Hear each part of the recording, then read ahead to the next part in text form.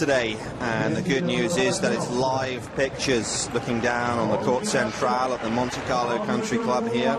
With the, take two, I think we're on now. Perfect. He'll be a little happier. Always says he plays a little better when the sun is shining on his back. And here's the man who is a resident of these parts. Good news as well, because looking around us here in the commentary box, we're some way up into the east of us, where the rain came in from. Much brighter skies all around, and the rain that had hit us has now sort of gone to the west across the main area of Monte Carlo, and fingers crossed, that's all we can say. Do expect a shower or two this afternoon, but hopefully we will be okay.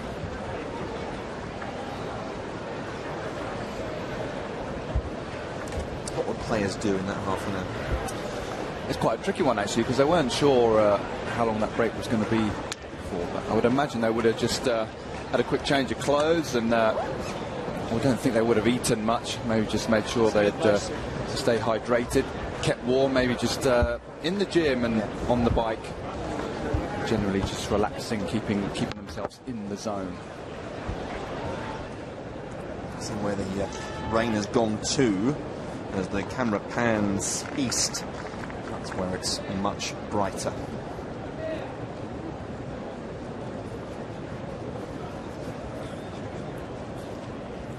And the camera going over towards Italy, that direction. If you keep going as far as you can over there, you'll eventually hit Italy. France behind us to the north. Quiero cambiar tu recibo. Quiero cambiar algo. No. So we have new balls for the, yeah. Okay, so good continuation and have a good match. Thank you, good match. So we understand they're going to be able to do a full warm-up. New balls. Balls would have been soggy, wouldn't they? So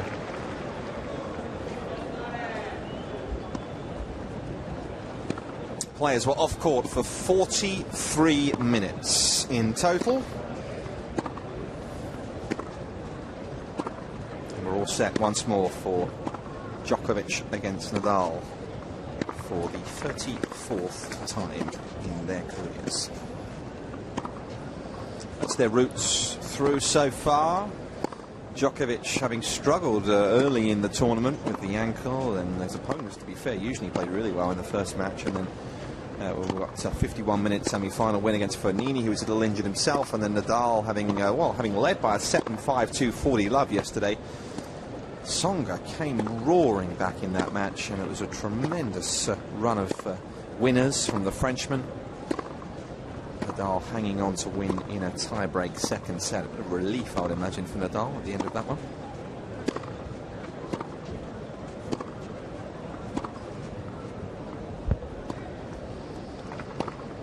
So the 25-year-old, who, as we were saying, has not won this title yet, has made every effort possible to be here as well, because for some time it looked as though he was not be able to make it here. The injury that he sustained playing for Serbia in Idaho, the ankle injury that was very nasty, kept him off court for some time, and as he said, he really hasn't been able to practice that much. That's probably been more than anything else the issue. Only had about an hour or so's, couple of days worth of an hour or so's practices out here in this particular venue before he was able to give himself the green light to play. And conflicting reports as just to how severe the injury was, but as we were saying, really no sign of it in the last couple of matches. No, there's been a marked improvement from Djokovic. With him, it's all about his movement. It's all the way he gets around that court, defends, attacks, and you know, if you haven't got your legs underneath you, you're going to struggle. But I think more so than anything, mentally he kind of accepted, yeah, you know what, I'm a little bit hurt, but I can still get through these matches. And yesterday, you know, he was in excellent form. 56 career finals Novak Djokovic has had. This is his 24th Masters 1000 final, as we just talk about the route through the dropping a set against Eugenie in Monaco. Monaco played well in that first set. I think it was a set and a break, wasn't he, Monaco, but couldn't see it through. Nieminen had a fantastic week, beating one Martin Del Potro among others. And then that comfortable win, the easiest win of the week yesterday against Fabio Fognini.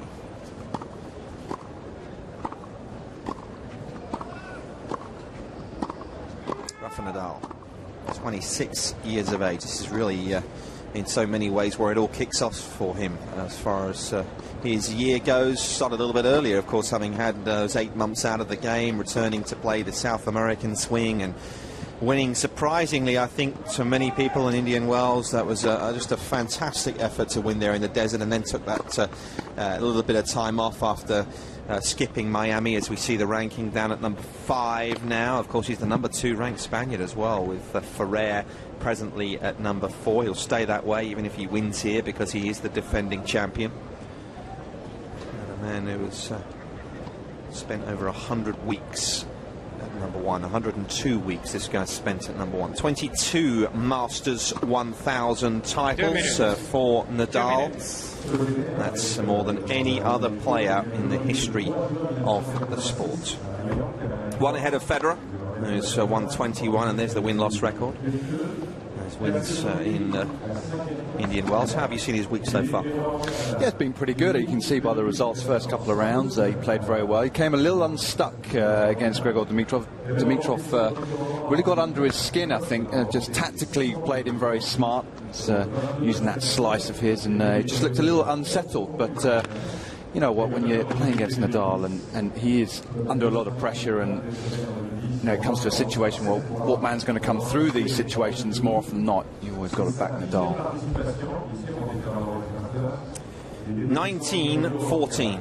Remarkably, this is the 34th meeting. Just to put that into context, in the history of this sport, if today they will tie McEnroe and Connors and Sampras and Agassi, who played, I say only played 34 times. Now, if you think these two are, what, halfway through their careers, if that, perhaps Nadal a little more. These two could end up playing 50 times. Yeah, I mean, I was so surprised actually when I read that this morning, because obviously Sampras and Agassi, they just were around forever. And you would have thought they would have played more times than what they have, but it just shows you how dominant, you know, these top guys have been the last few years, Djokovic and Nadal. Good man in the chair, Mohamed Layani. Big personality. I wonder if we can just hear from Sam Gore, who's sitting courtside. You certainly can. I went from being a cursed man to a blessed man, as it is absolutely beautiful down here right now. There is no wind whatsoever. The sun is now baking this court, which I would assume would help Nadal a little bit. Court's really not that heavy because they got the covers on it very quickly, so it did not take on a lot of moisture. Thanks, Sam. And best seat in the house today, Sam Gore. Right courtside. You talk about the conditions perhaps favouring Nadal, Sam, and you would expect that, wouldn't you? Because the court, as you say, just becoming a little bit more baked, and we've seen how well he plays. He always says he plays well when the sun is shining. How warm is it down there, Sam? I would say, if I'm talking Fahrenheit, I would say it's probably close to 70 degrees Fahrenheit. It's very comfortable. I mean, really, we went from absolutely awful conditions. The temperature dropped when the rain came through, and it has heated back up to where this is one of the better days now to play, actually, as long as the rain stays away. And Novak's ankle, Sam, any a little look at that? Is he looking okay? He walked out onto the court, and I've been seeing him walk out all week, and today, just his demeanor, he seems to be the most confident I've seen him. I really felt like he was very confident looking on his face. Almost had a smirk as he was getting his changeover area ready, as if to say, I've got something for Nadal today, so we'll have to wait and see. Thanks, Sam. We'll be touching base with Sam throughout the match as well. And that is what we're playing for. It's a trophy that Rafa Nadal has had his hands on 8 years in a row. Djokovic has had the opportunity twice to take that off him. 2 finals. Yet to beat him here. Of course, Djokovic having beaten him in the finals in Madrid and Rome in 2011. Last year the tables were turned though. Nadal found a way to combat what Djokovic was throwing at him. And I think that is what makes this so fascinating. It almost feels like it's 1 year all on clay. Novak, we have one wet tap with the new ball.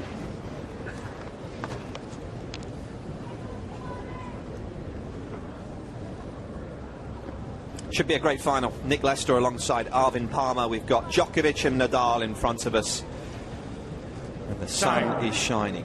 50 minutes or so from when we were due to kick off. If you're watching in North America, I'm sure you'll be glad for the extra sleep. Good to have you along.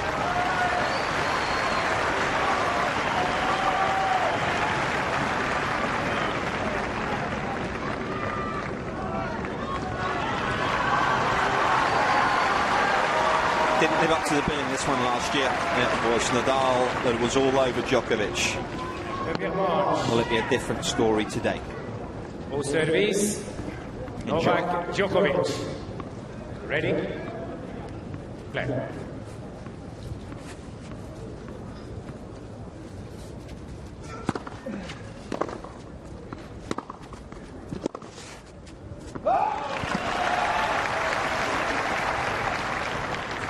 Against 0.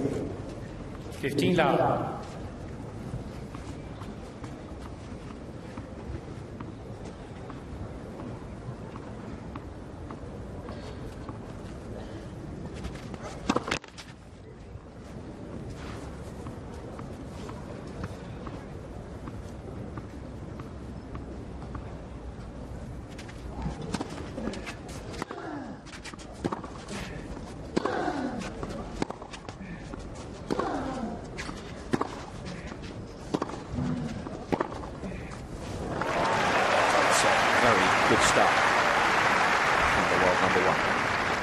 Obvious signs of early aggression from Djokovic. Nice combination of shots on both those 2 points.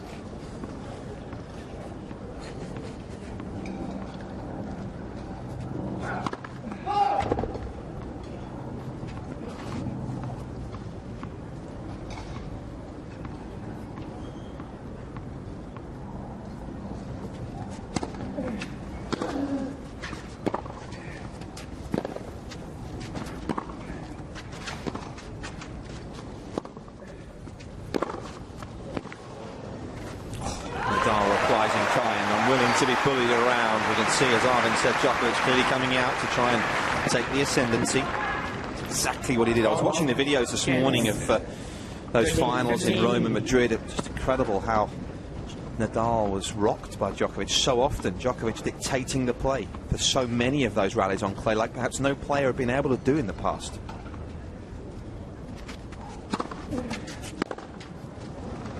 And not many players can live with Nadal from the back of the court on a clay court especially, but Djokovic is certainly one of the players that can now. He was playing this morning. That was His Serene Highness. Was playing some doubles with Guy Forget, and there's his wife to his right. Sure. Djokovic. An ideal beginning for Novak Djokovic. What do you think changed last year? How was Nadal, again, something we talked a little bit about, didn't we? How was Nadal able to turn the tables on Djokovic last year? I think where I think Nadal has struggled against Djokovic in the fact that when he plays him, we've already seen evidence early on in that first game from Djokovic, the way he's able to step up and kind of take the ball on the rise and get that first strike in. And I think Nadal has realised that certainly against him, he can't afford to just kind of put the ball back in court, can't afford to not hit with a good length. And, you know, he's going to have to go for his shots a little bit more than what you'd normally see. You see that the fighting qualities are there every single time from Nadal, but I think he just, for him, has to go for it a little bit more himself. Service. Rafael. Nadal.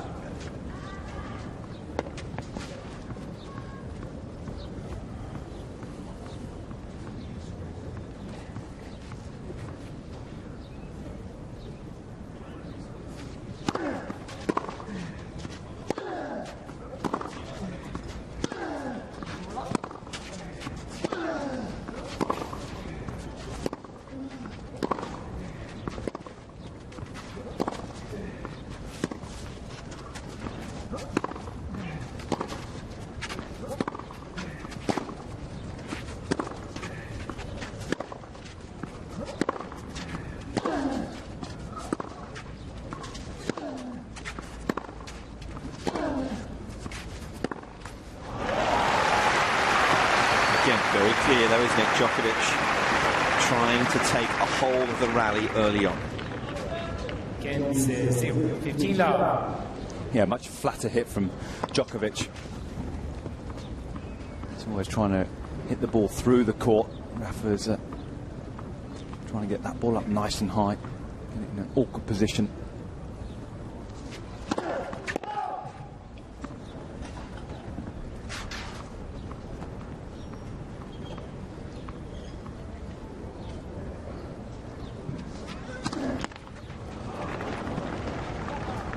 Kenza, 15 off. 46 consecutive match wins at this particular club.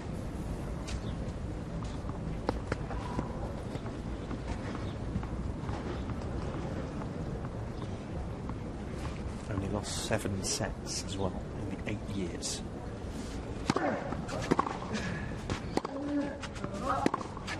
In the 9 years, excuse me, of course, this being the 9th year. Dimitrov was the 7th man, and the 7th. Took the 7th set off Nadal. 13, 15.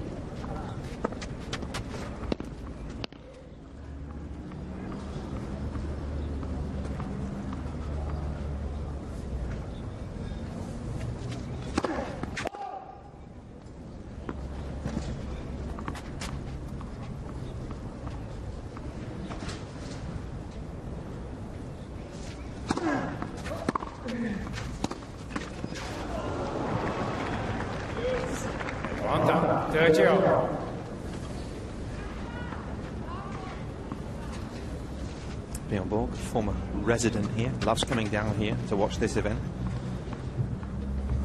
3-time champion.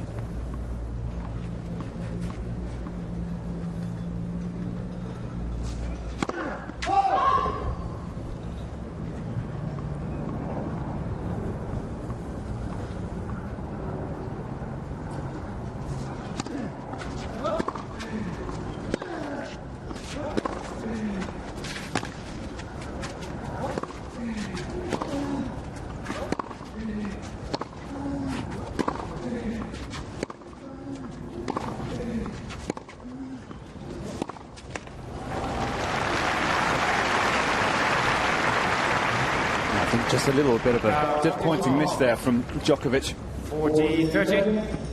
Wasn't really under any stress. Yeah, I talked about his serene highness playing it on. This chap was the umpire, of all things. Helena Stasi was in the chair this morning.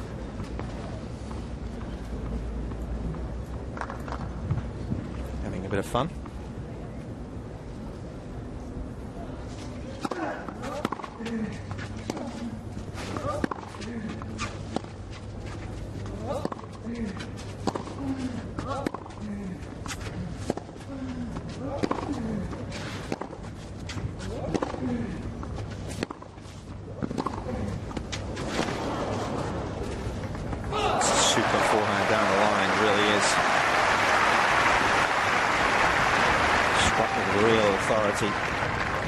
This is what causes Nadal so many problems, is the shots down the line from Djokovic. He really can change the pace. So consistent when he pulls the trigger.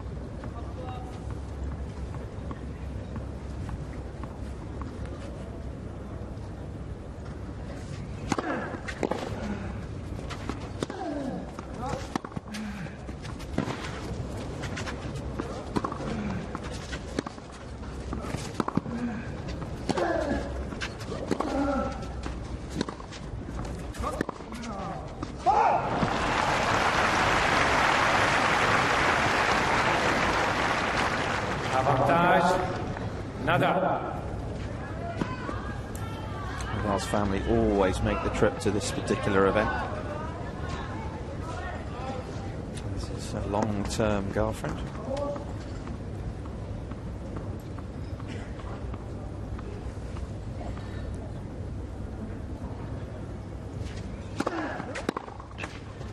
Oh. Maybe if you're a resident here, you get a bit more luck than if you're not. Égalité, use.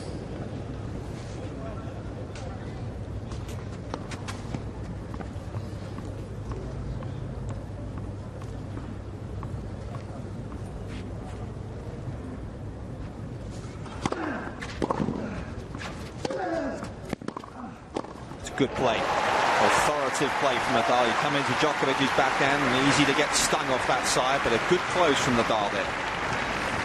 Certainly one area of his game, he said he's trying to look to improve. Net play. What a great reaction from that little boy.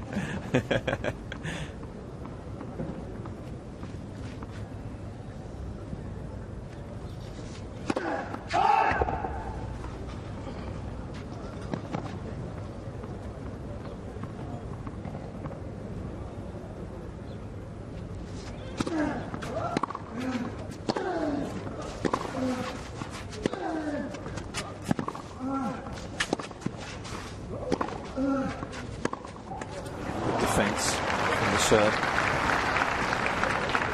Nadal being made to work very hard here. And it's just not a case of just getting the ball back. It's got to be hit with some conviction. He knows if it's not deep enough, it's not, quality's not there, he's going to be punished.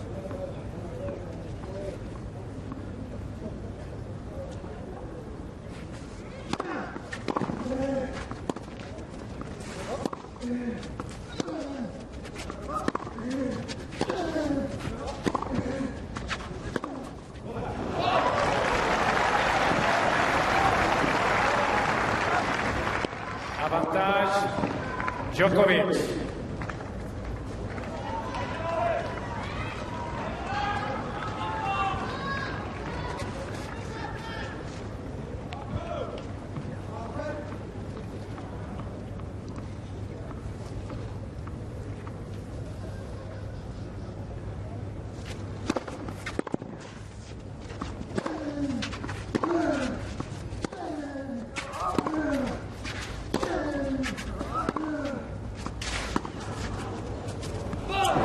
Caught the line, and Nadal, I think, was a little unsure as he took his swing, but on the line it was. So it's first blood here to Novak Djokovic. Djokovic mène 2-0. 2 games to love.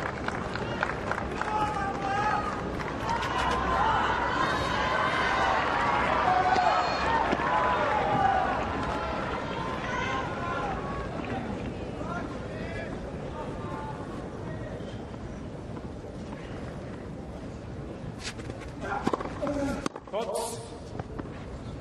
Yep.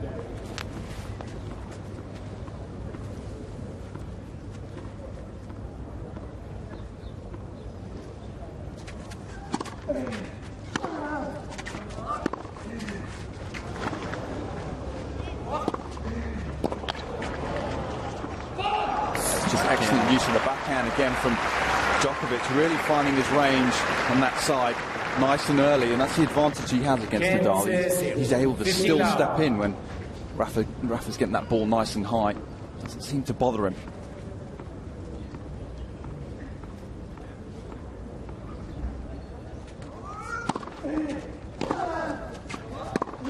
So well done, isn't it? It's so pre-planned. That's exactly what he's doing there.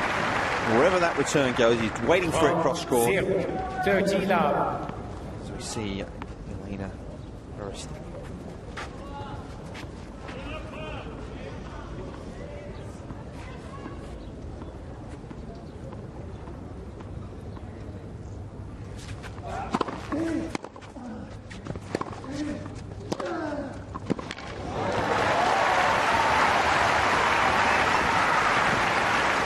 One thing when you do attack, if you don't get it right and you're coming forward, you do leave yourself a little bit exposed. Didn't quite get hold of that one, did he, Nick? Just a little miss it. Nadal punishing.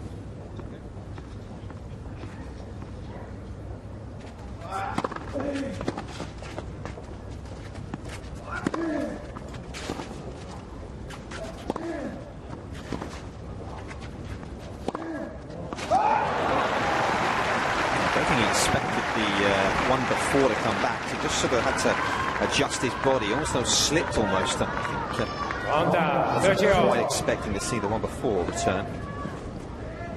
Just put him off his stride.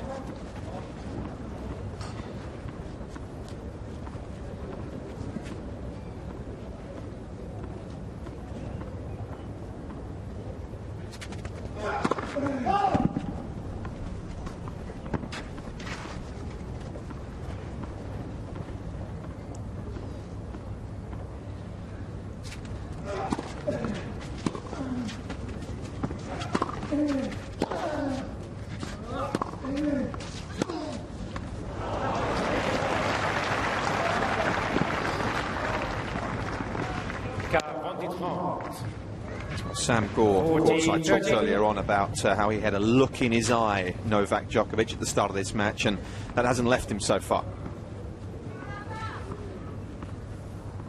Very strong start.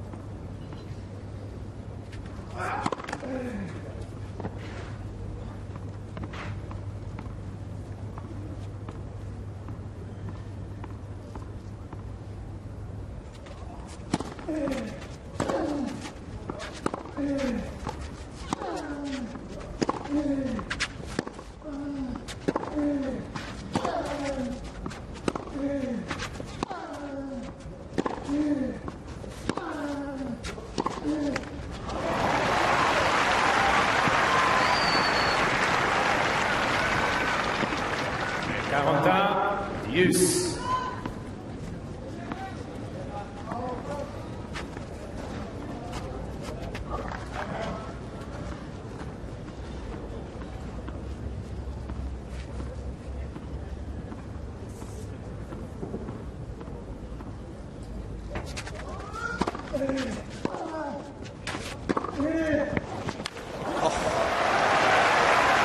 What a strike.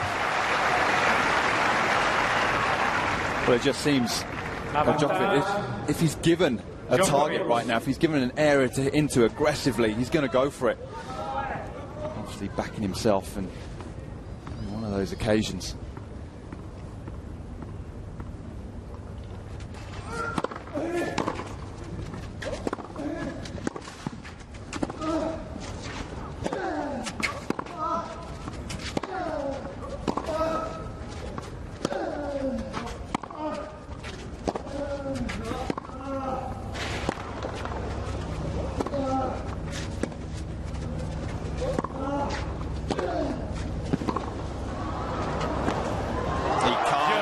The Djokovic aggression early on here. This has been such a good start from the world number one, looking so assured. A clear game plan, and Nadal's got problems at the start of this match. It's 3-love here. But you're doing very a little bit quicker to the base, and you will always make it. Thank you. Interesting conversation. Mohamed Laali just informing Novak Djokovic of how he's doing in the time between points, and just telling him, as you probably picked up there, he's doing very well.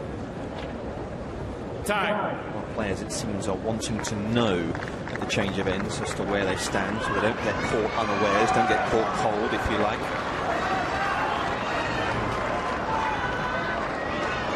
This guy has been a little caught cold here so far. Yeah, he needs to get himself on the board right now, because Djokovic, you can see his reaction after holding that previous service game. Man on a mission. If you're sitting at home and you're on Twitter, you can drop us a line here in the commentary box, courtside, at Nick Lester. Best way to do it. Love 3.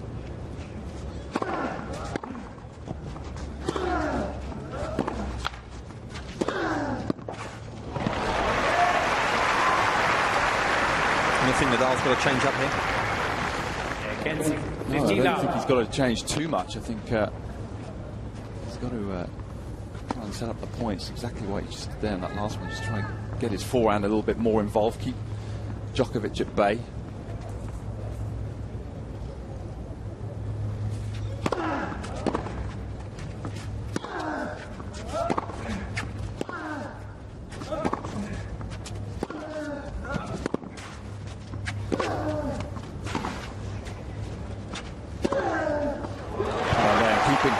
Djokovic off balance throughout that point. Never Djokovic will allow the time to step in, balance and strike the ball. I think that's where he struggles, Nadal, to react, because it's such a clean hit from Djokovic, but that time playing on his own terms. Beautiful forehand down the line from the Spaniard.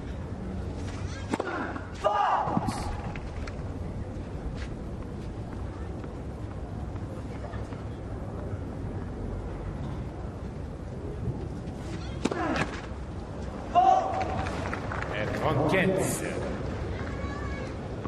30-15. Fantastic week here in Monte Carlo. It really has. A press conference this morning with tournament director Zalko Franilovic, again just confirming that numbers here this week have been very similar to last year, and 127,000 people have packed into this club over the last week.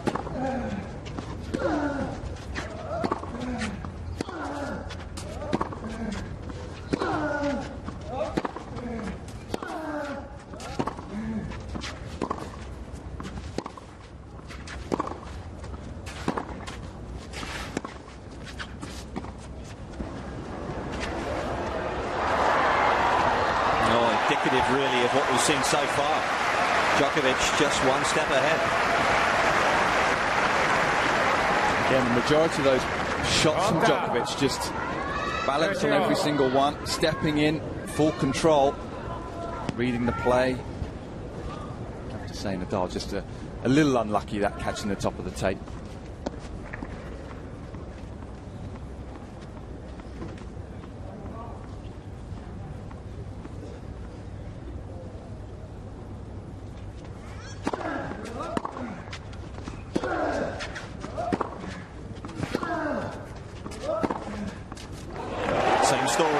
If we can just throw it down to Sam Gore, courtside. Sam, what do you got for us? Guys, one thing I'm noticing, I'm sitting almost on the playing surface, and Nadal's ball is not jumping. It is right in Djokovic's strike zone.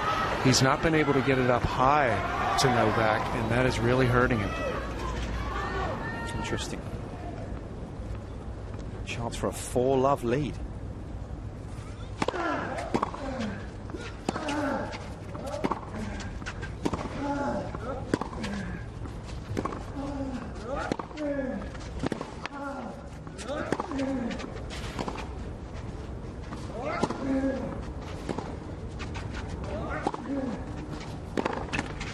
Too good, and he's forcing Nadal into those sorts of shots, and the shrug of the shoulders from Nadal at the end of that rally told you a lot. He's got some serious problems here because Djokovic incredibly leads 4-love. Getting no joy from the back of the court there. Nadal, what Sam said there was exactly right. Part of his game is getting that ball up high in awkward positions for his opponents, and not the case Djokovic today. You remember he led 4-love in the final in Madrid a couple of years ago, Djokovic.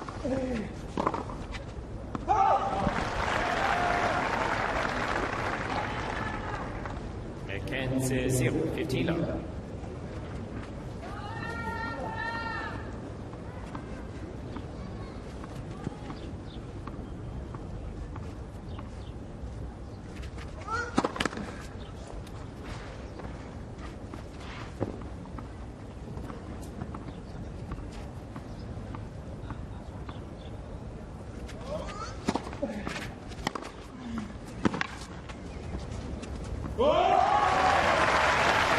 Expect Nadal to come roaring back here. Enza 15. Only Guillermo Coria has beaten Nadal at this venue. Look at that. That's a very interesting statistic, isn't it?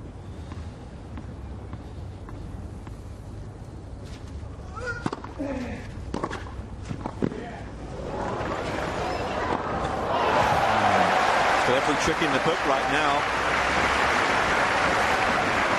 Well, you know, if a player's feeling comfortable and confident against Nadal, they start serving volleying.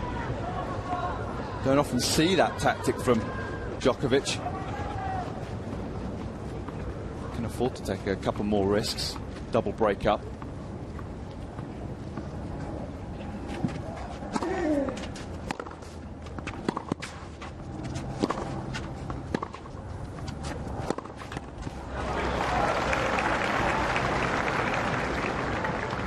Carlo 14-15.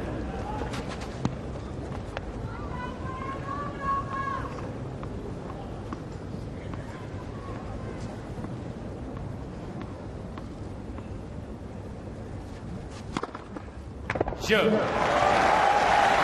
5 games in to this final here. 5 games have been won by the Serb. Djokovic and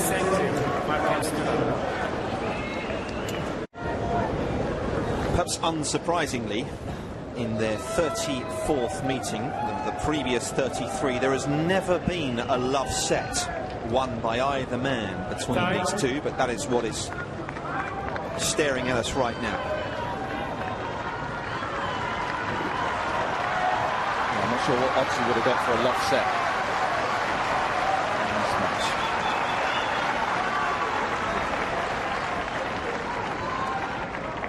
Djokovic dominating so far.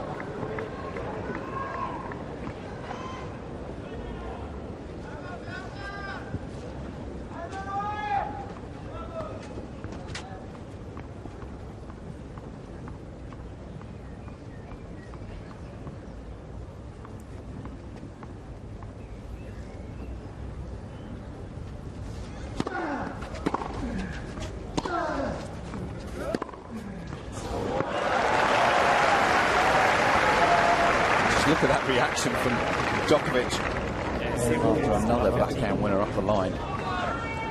He wants more. He allowed Nadal 12 points so far. Quite extraordinary.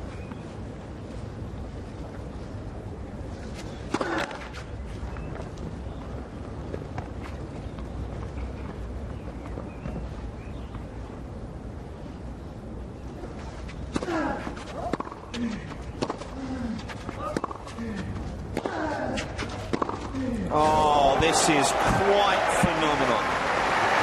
Djokovic has come to the party to play.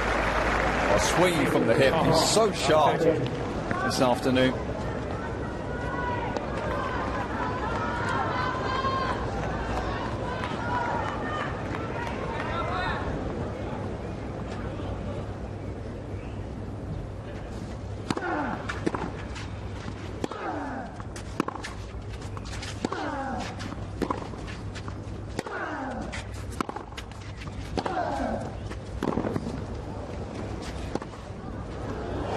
Hasn't lost a love set on clay since Hamburg, when he lost to Federer, when he played Federer in Hamburg some years ago.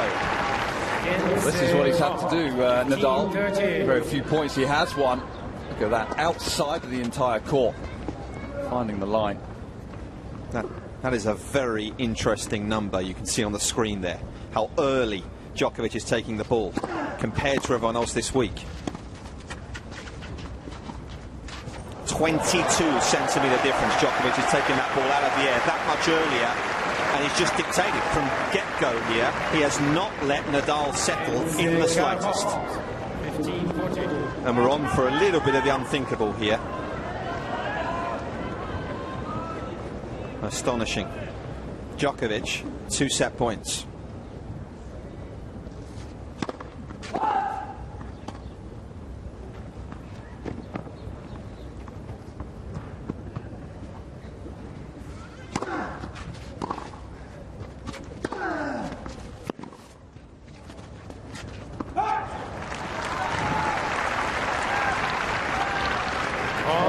Carlo, 30-14.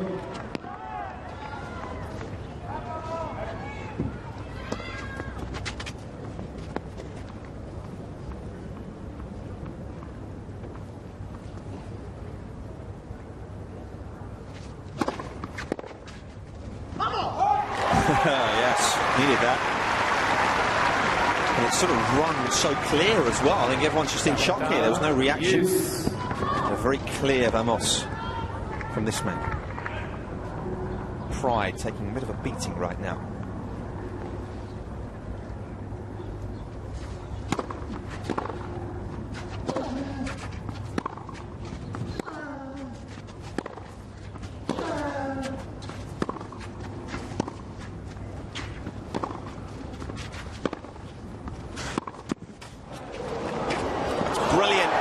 As well from Djokovic. That's what makes it so tremendous. It's just incredible. Sorry, Nick. So far behind the baseline on this final backhand from Djokovic. I mean, this was a great shot from Nadal down the line. Had good depth, good power, but Djokovic has got all the answers right now.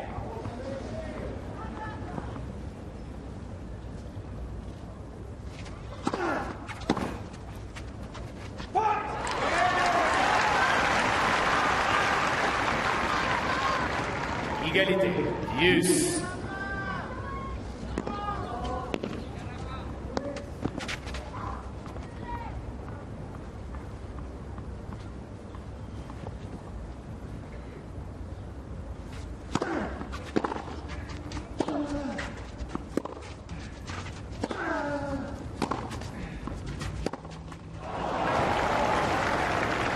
Rafa had a chance with that forehand.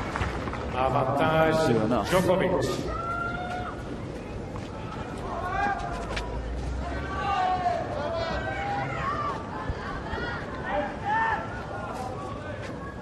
Set point. Once more.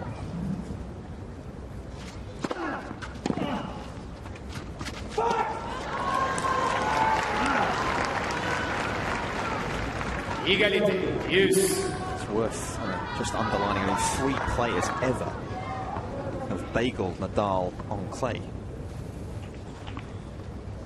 Coria, Gaudio and Federer.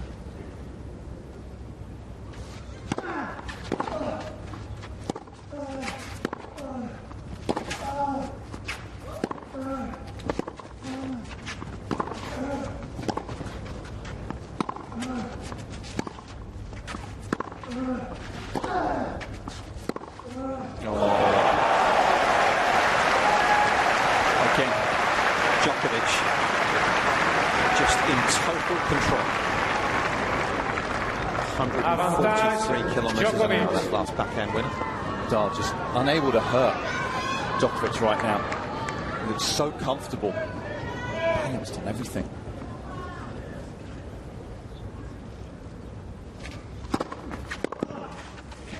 Out.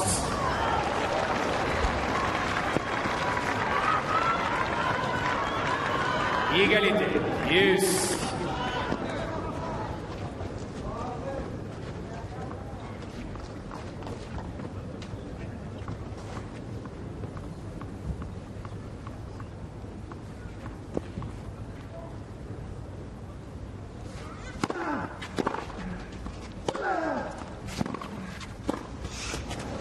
It's too good.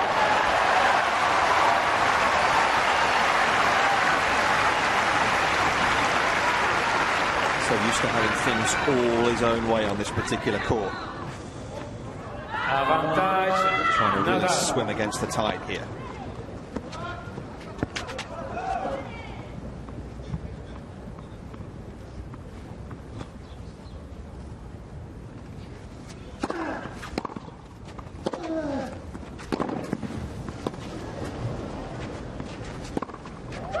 Jeu. One of the easiest shots in the set. And Djokovic misses, but listen to the applause in here. Well, it's tough to know what Nadal can do right now against Djokovic.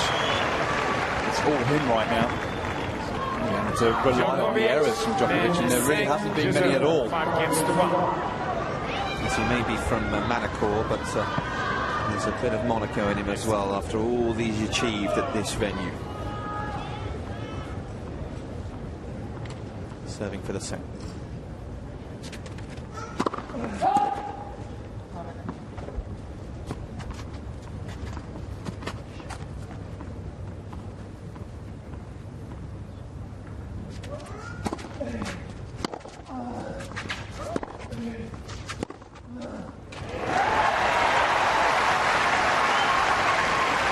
There's no other option, Nadal, but to attack. Love 15. Pretty much first 6 games, he's put the ball in play, and that's not going to get it done. Got to go after it.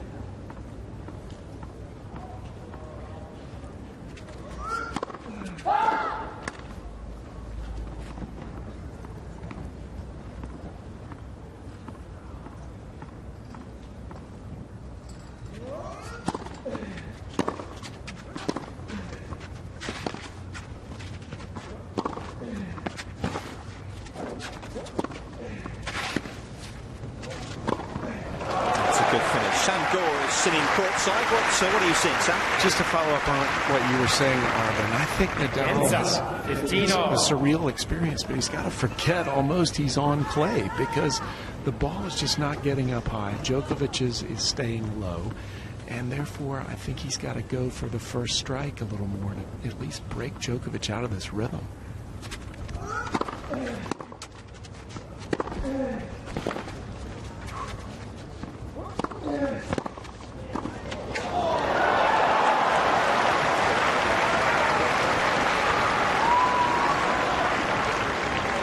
It's hot. 15-30.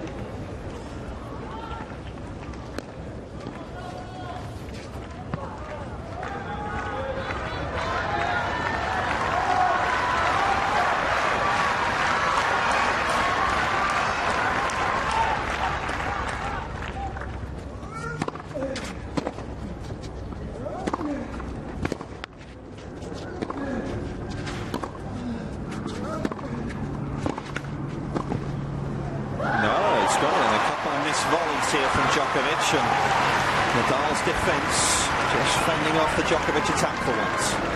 You can never write Nadal off. This is the one thing, in my opinion, he reigns superior over anyone else. His ability to hang around and fight his way back.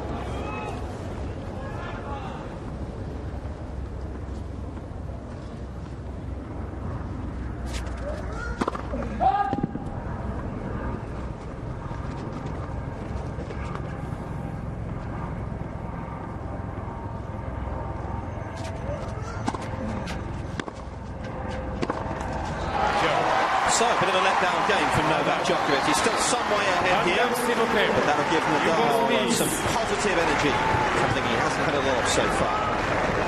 5-2 Djokovic for the world number one. Men. 5 jeux à 2, 5 games to 2.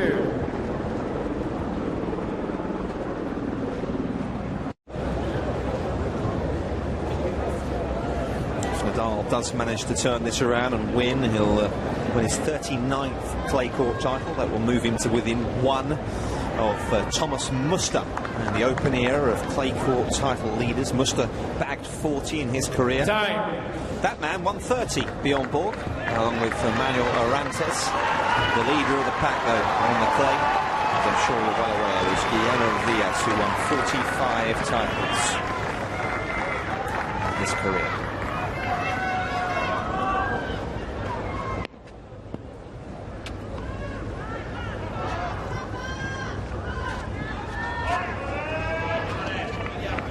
Djokovic running for his 37th title on all surfaces.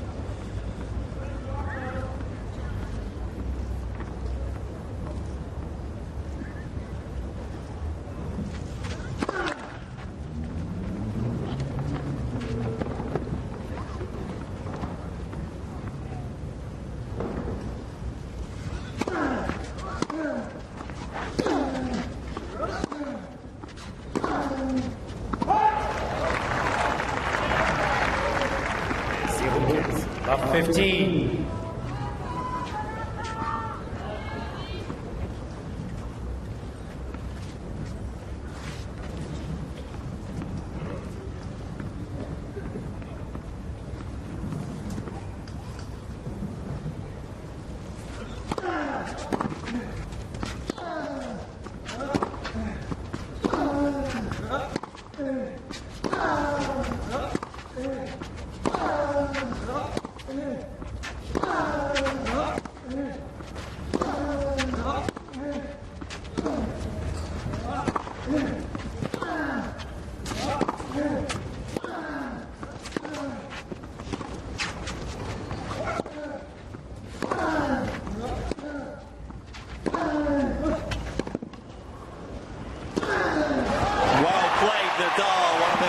Times in the opening 42 minutes he's been able to really turn the tables in a rally.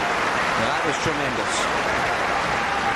In many ways hitting himself out of problems in this rally, Nadal. You could just feel Djokovic was trying to turn the screw. Nadal just had enough though.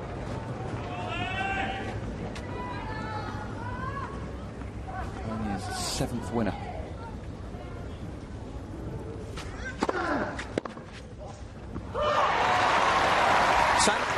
sitting courtside. Guys, one of the things that is benefiting Nadal is the sun. The court is drying out, and so he's getting more action on his ground stroke, whereas that ball was staying very low to start the set. He's getting it up higher now because the court is taking to that spin so much better.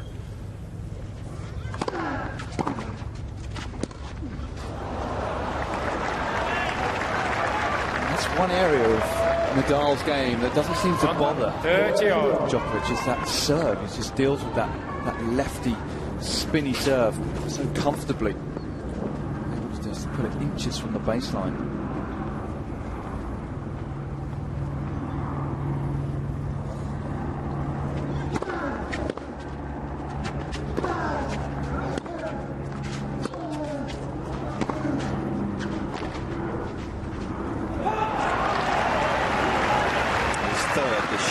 Turn games won is Djokovic, winning at 34% of opponent's service games. Number might be about to get a little bit better.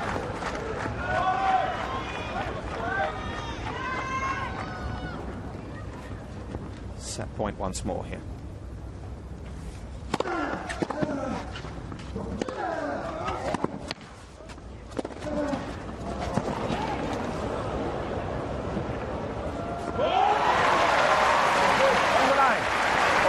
On the line.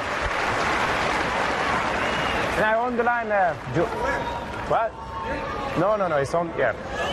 So intense today, Djokovic, isn't he? Shoots a single point. Let's see. That was a mile, but just that has that almost bullying on the outside. Just doesn't want to give anything away.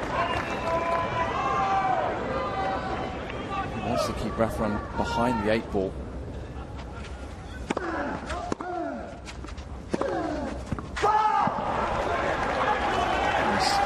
Suffocated him for time throughout this first set. Djokovic. The momentum. This is set point number 7 for the top seed.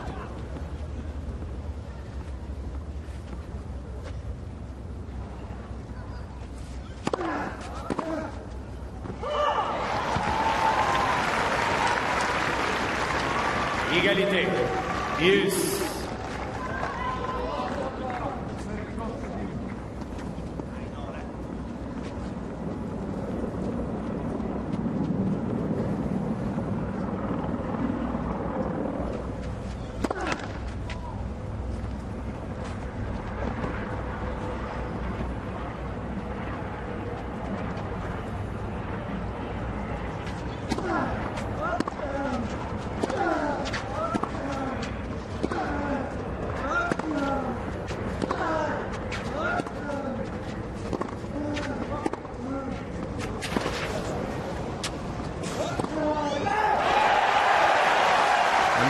It would seem today.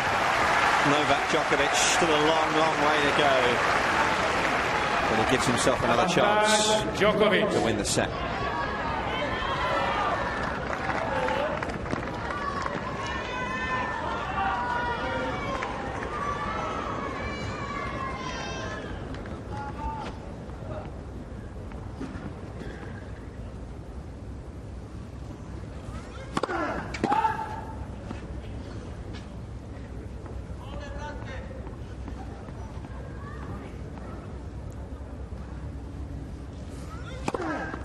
For the first time in a final here in Monte Carlo, Rafael Nadal drops the first set and is going to have to play comeback tennis. Djokovic halfway towards a first Monte Carlo Rolex Masters title. 6-2.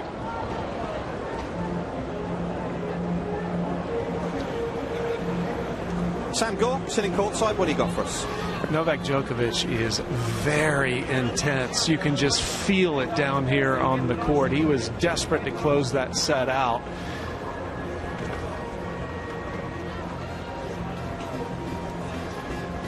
I mean, a lot of reactions from him, and Nadal has been somewhat subdued in this first set. He still has the tape on his back. He won't talk about that, Nadal. He says that's normal just because of, you know, him not having played very much, and he's got some aches and pains, but I think Djokovic could start to feel the conditions starting to favor Nadal a little bit more towards the end of that set, and he wanted to get out of that set quickly to at least get in Nadal's head that he was down a set.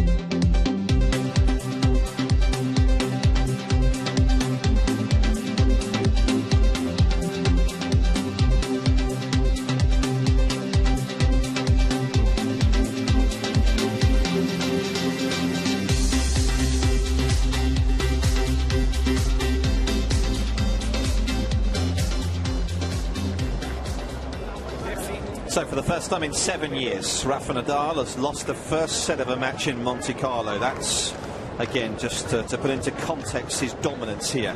That was against Gaston Gaudio. That was 35 matches ago. If you're wondering where we get all these great stats, thanks to good work by our man Steph Trudell downstairs, doing a fantastic job as always. As we look down on the main stage. Djokovic. Really has looked as though he's not going to leave this place without a win. We'll see though.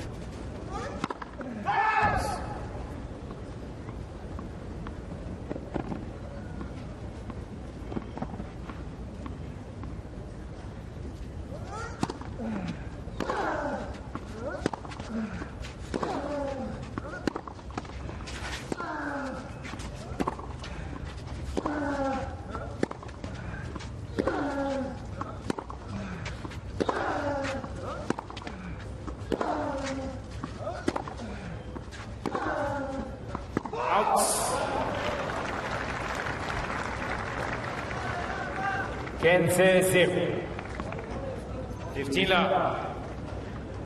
really has found the balance, Djokovic, from the back of the court. He's able to stay in those longer rallies. He's able to finish as well, so well.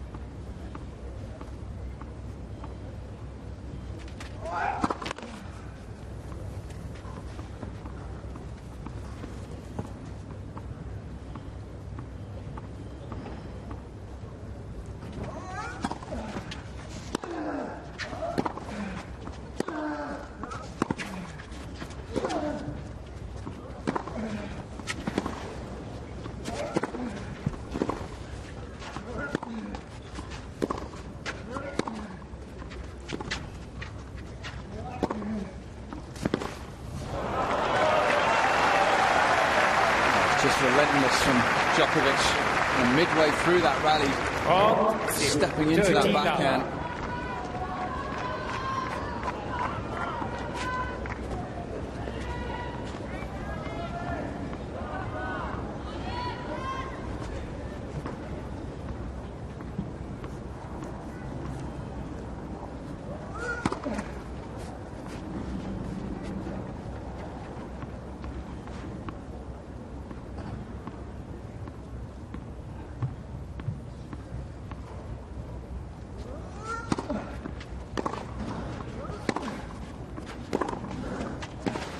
Better. And a few backhands he's hit with purpose down the line. 13-15. Such a big ask for Nadal to go hit those type of shots. Tommy Haas in the house. He turns 35 in April, which will be very soon. May even just have turned 35.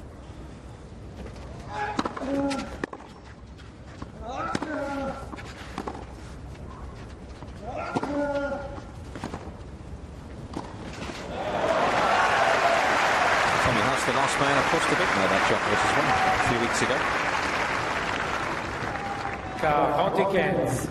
40-15.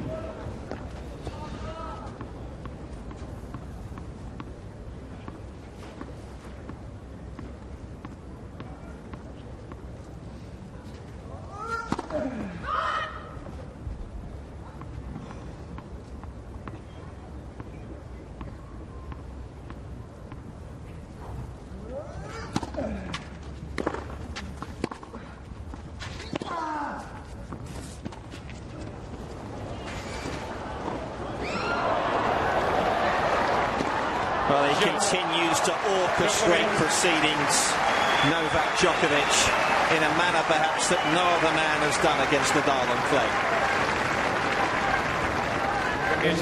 1-0. Deuxième match. First game. Djokovic continues to dictate from the back, play from the back of the court, and just seems to be changing direction of the ball at will. And there's just a graphic there, Hawkeye showing how well he's doing that on the backhand side, backhand down the line. It's been so effective over the years against Djokovic, and look at that, nearly half his shots from the backhand side down that line to Nadal. Very tough to react to, hitting the ball very cleanly as Djokovic, and very tough to chase down. Thank you for your tweets. I do get to read all of them here in the commentary box. Apologies that we don't get to mention that many of them, but I am reading them as they come in. And most of you are, a lot of you are in awe of what Djokovic is doing so far. What has this man got in return? Found a way to combat Djokovic last year on this surface.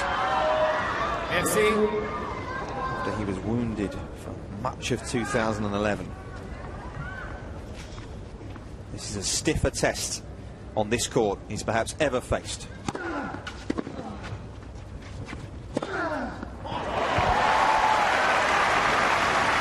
Talk about competitors in the sport. We often relate this guy to Paul, to Connors, two of the greatest competitors ever to be on a tennis court, ever to hold a racket. Those guys are not beaten until they shook hands every single time. He's the same. Don't expect him to lie down. Such a crucial game, this for Rafa. He needs to stay in touch early on in the second set. Saw what Djokovic did in the first. And he got a little daylight in the score. Just brewing confidence. He needs to put a little bit of scoreboard pressure on here.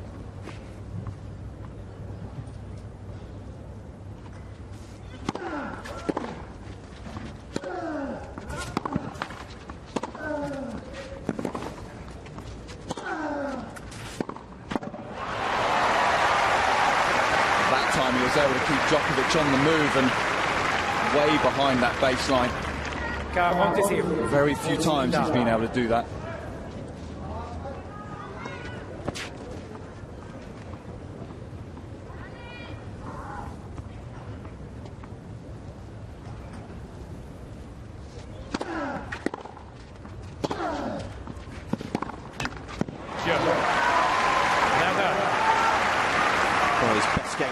To be fair, his best game of the match so far.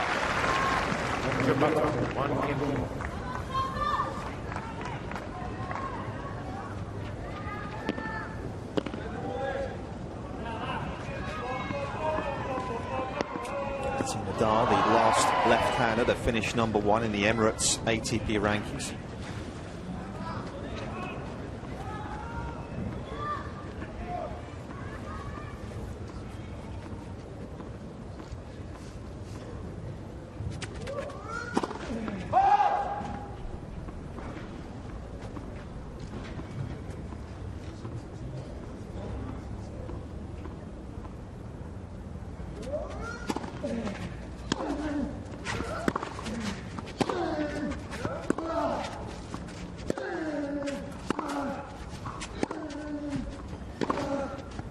Nadal for once opening some space up in the court.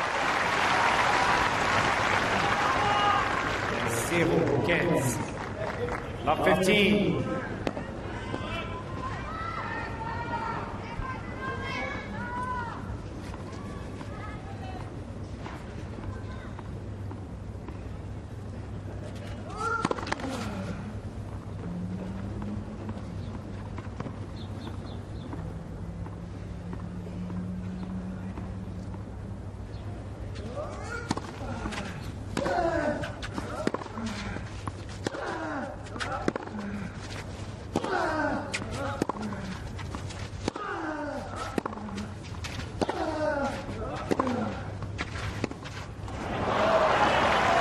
did feel Nadal had control of that point there. Kenza, Feels just 15. a little too hot to handle for Djokovic, but didn't have the error in the end. Disappointing.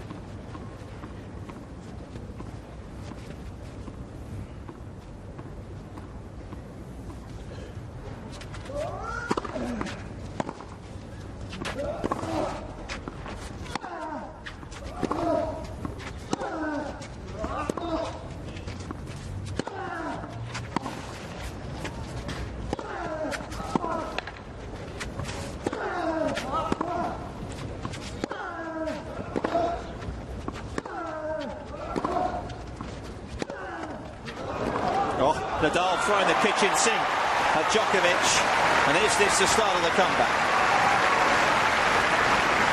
He did well to stay in that point, Djokovic. I thought Nadal went back into that backhand side a couple of times, too many. He was able to keep his nerve, though, towards the end of that point. Small chance now.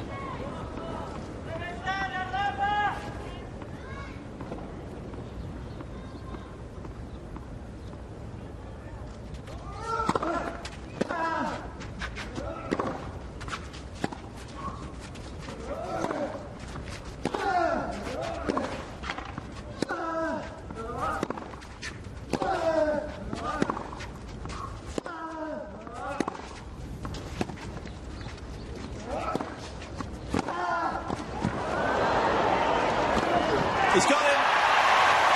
And is this the start of something special for Nadal here? Just a little bit of momentum building, you feel, for the Spaniard. A notable change of gear from Rafa. He knows it's going to take something special to get back into this match. Backhand pass down the line. Struck so well.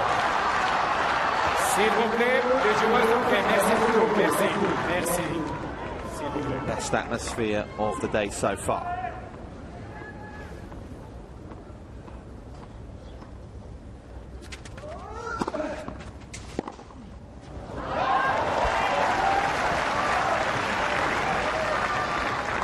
Welcome relief there for Djokovic. 3 point. Carlo. 30-40.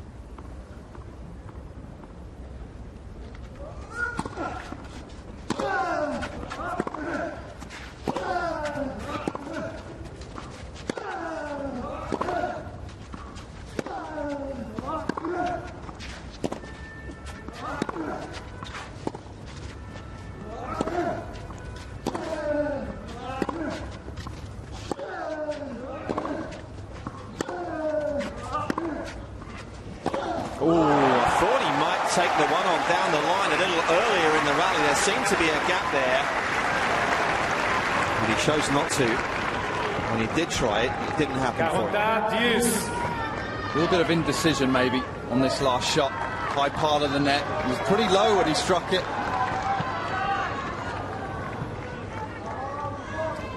Probably best to go cross court on that one.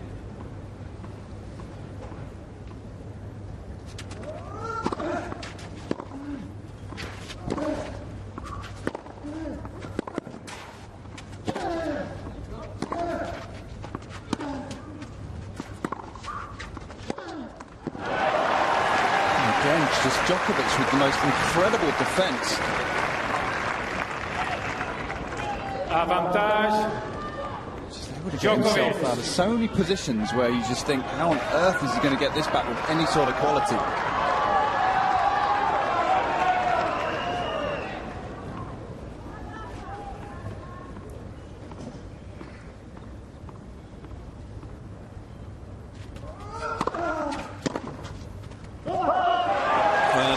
Games of the match, but sadly then it comes to nothing. Djokovic holds on. It proves to be pivotal. We'll see under the sun here in Monte Carlo. He's a set and 2-1 to the good. Djokovic min. One of the most intimate settings on the ATP World Tour, the Monte Carlo Country Club, first opened here in 1927. Angela Rippon, television presenter back in the UK. Originally this venue was opened in 1893. The first Monte Carlo Country Club opened in 1893. That was just behind the Hotel de Paris, which is a couple of kilometres from here, or a kilometre and a half or so from here. It outgrew its venue back then, and it's been here since 1927. Temporary stadium, of course, 11,000 people packed in here.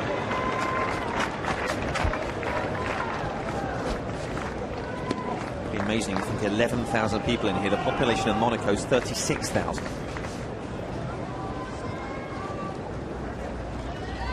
Put things into context. Of course, so many people come from Italy and France, right on the borders here. Treated to a fine week.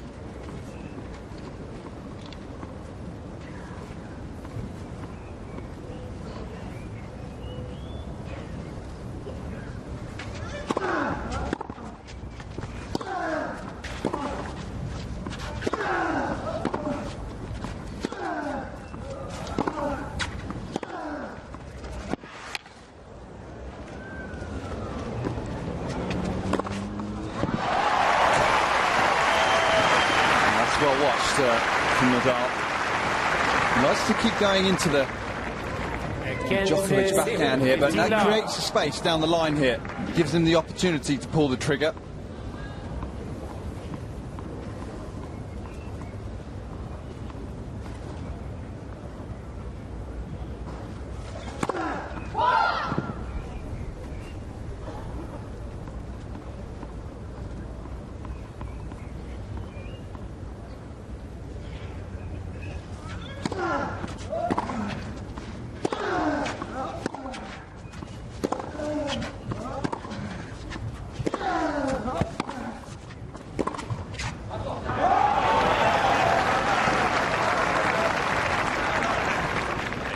Enza.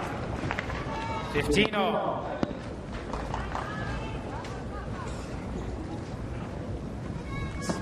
See Nadal, plenty of errors off his backhand side.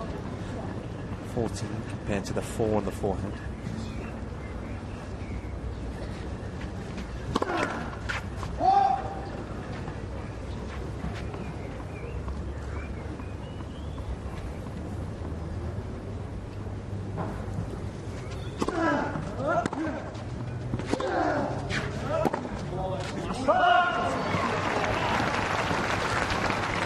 So desperate to keep up the intensity levels. Every single miss is greeted with a look of disdain. It's almost a surprise, isn't it, when he misses a ball like that? Djokovic gets so used to seeing him so many quality balls.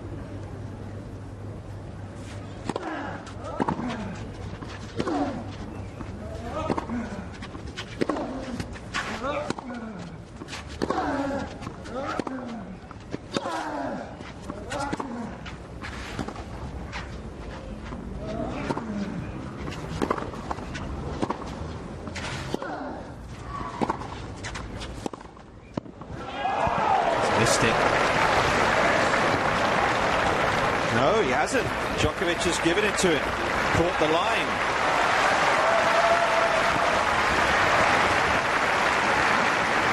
Well, back of the line indeed. Carlo.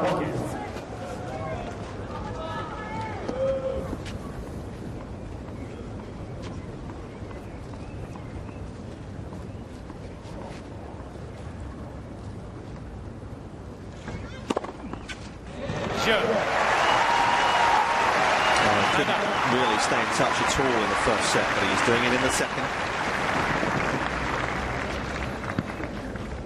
Good job from Rafa. Just, you can tell in a way he's just forgotten what happened in that first set. He's got to put that to one side and almost pretend like it never happened.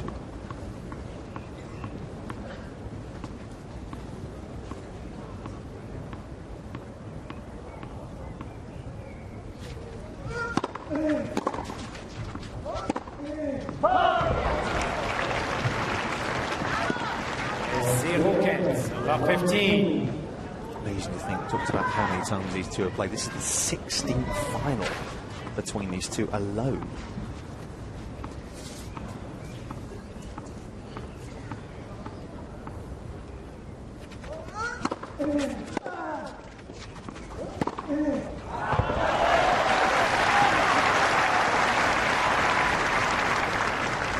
Hands up, 15 all.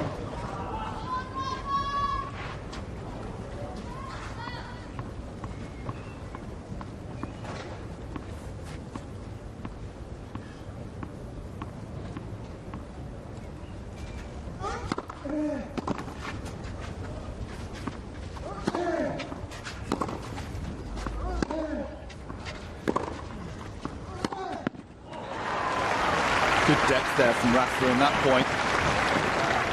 Kept Djokovic from stepping in, pushed him back.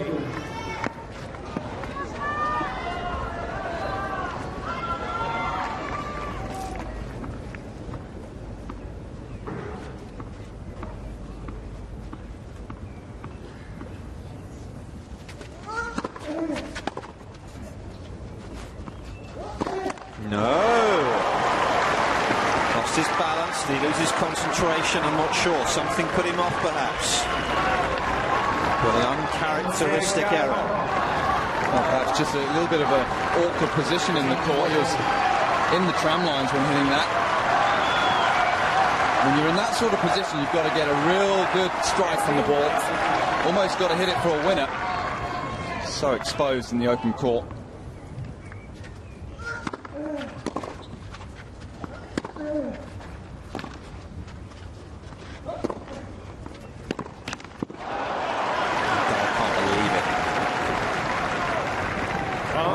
I believe he's missed that. I mean, it was only a matter of inches away, but High part of the net, and you're trying to finish from there. You're going to have to hit up.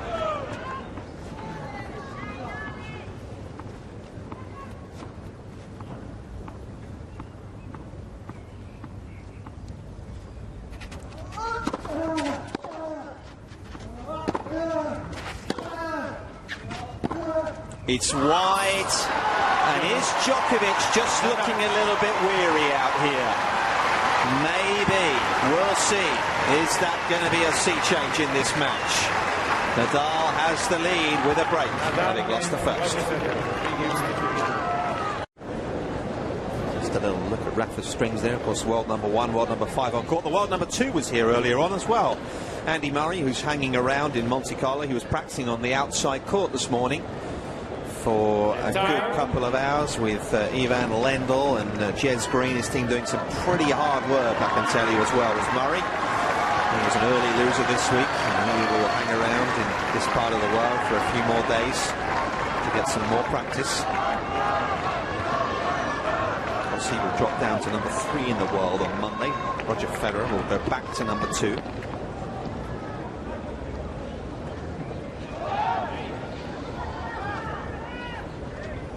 Nearly as windy as it was yesterday here. Relatively calm. How calm is Djokovic right now? Rafa with the break.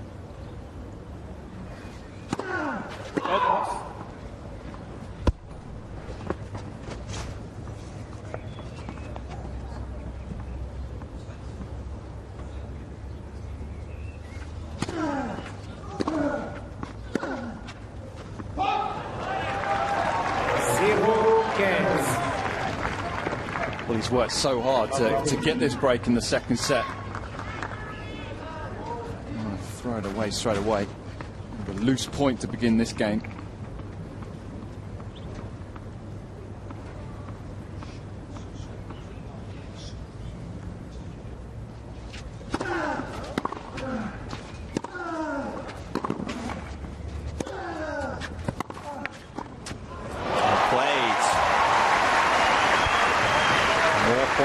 More and more points being played on Nadal's terms right now. That there, I can tell you, is Felix Baumgartner. And if you're not sure who he was the gentleman who skydived from space a few months ago, remember? 120,000 feet, was it? Rings a bell. Pretty special thing what he did. Unbelievable. 38. An Austrian, of course. Never forget the moment he toppled on the edge. I think millions of people toppled with him as well.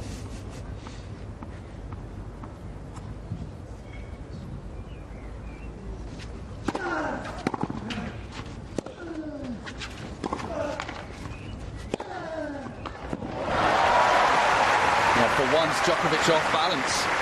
Couldn't quite get his footing. Nadal quick to realise, back behind. Monte, 32.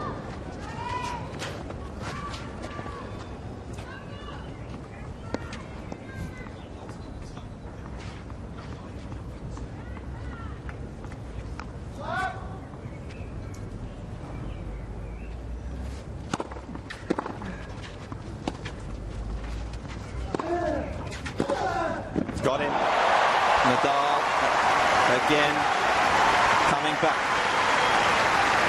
Djokovic just a little bit shy here. This approach.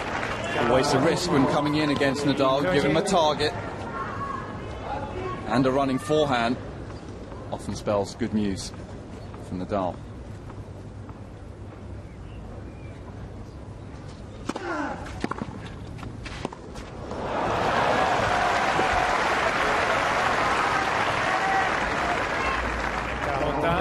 Use.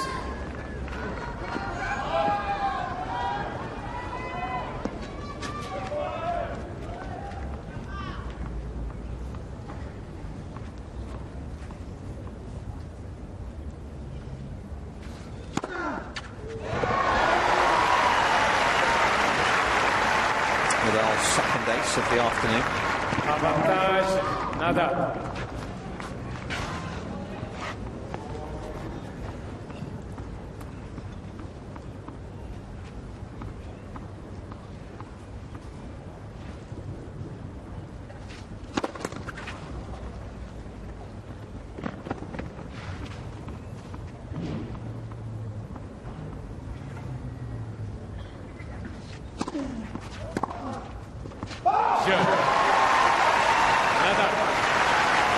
Nadal extends the advantage.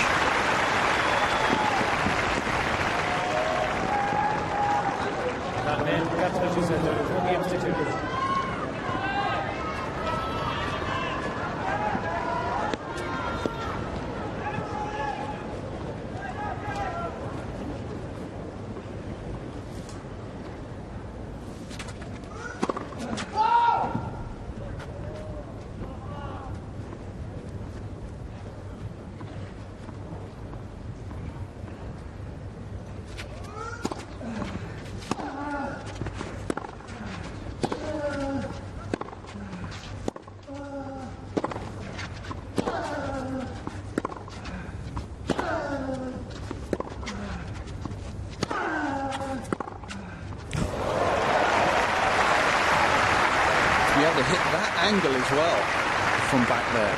That's what's so extraordinary, the width on this backhand. Nadal unable to even react to that one. Gets it at a good height below the shoulders.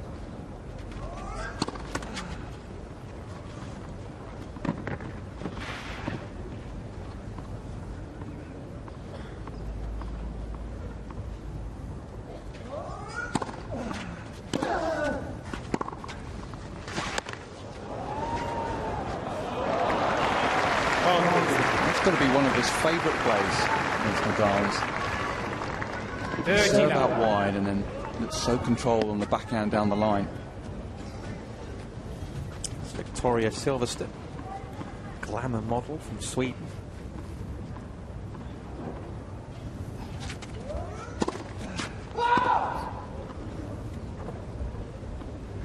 I saw Bono last night, local restaurant.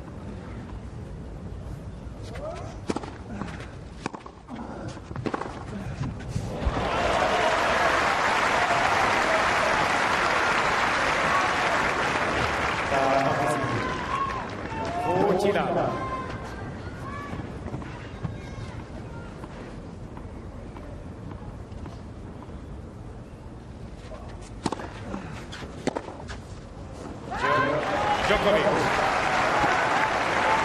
So it's Nadal who leads with a break in this second set, having lost the first. Nadal mène 4 jeux à 3, 4 games to 3.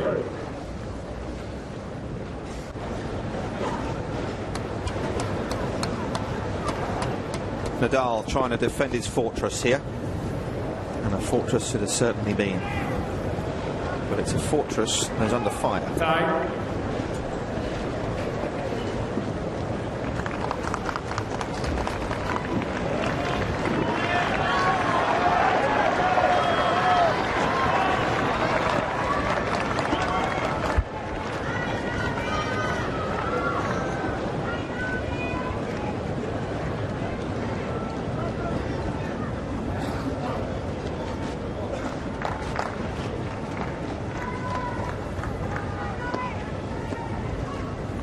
To work a couple of times this week. Dimitrov in the quarters. Extremely close contest, and yesterday Songa came roaring back at it.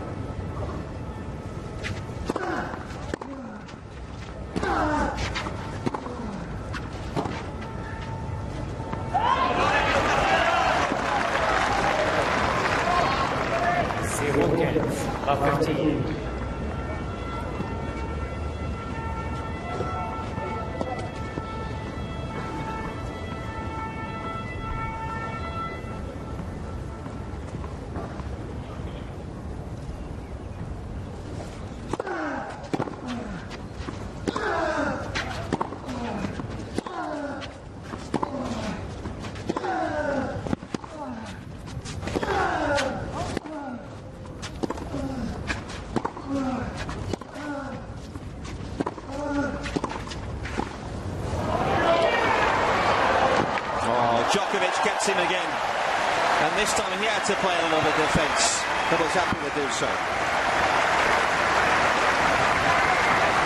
Again, just dropping the ball a little bit short.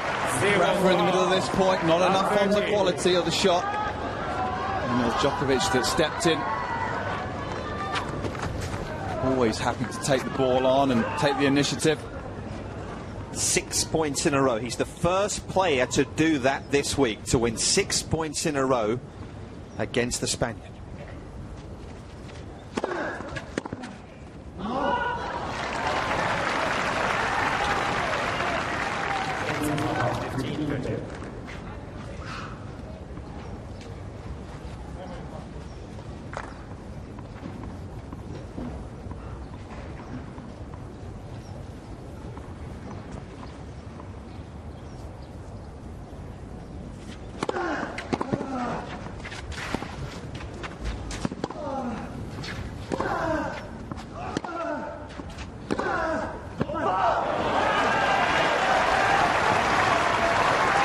Good was that return from Djokovic.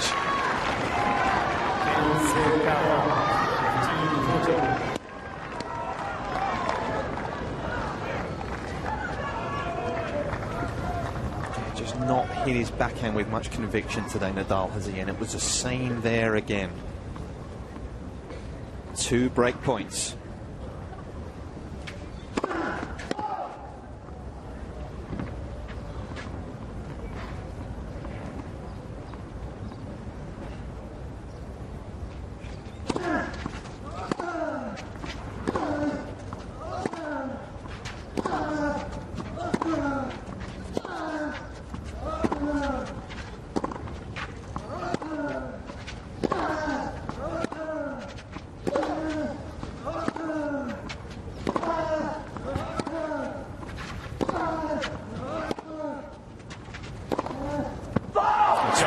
And the little bit of momentum that Nadal had built up at the start of this set has been firmly wrestled back on serve.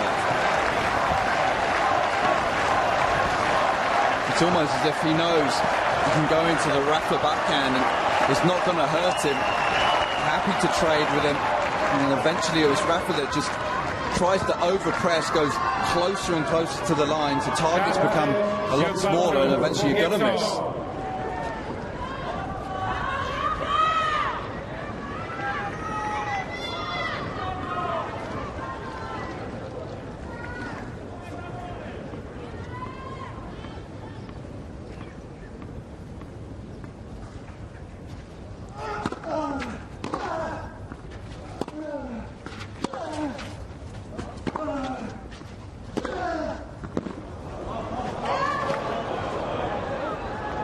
have the mark, I have the mark, yeah. Yep.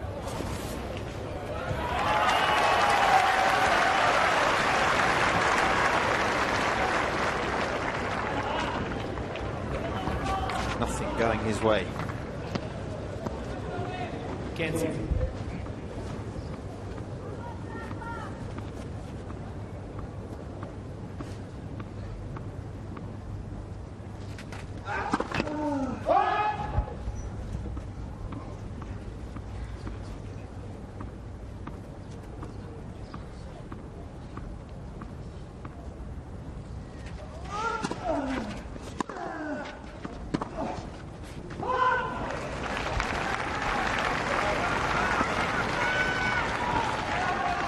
Looks as if he got a little tucked up on that backhand. So good at change direction, Djokovic.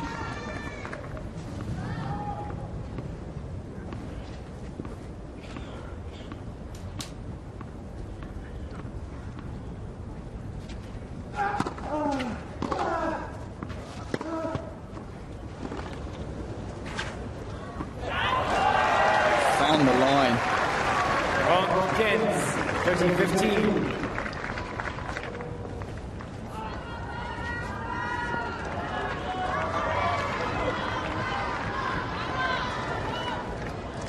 Good spell for Djokovic here.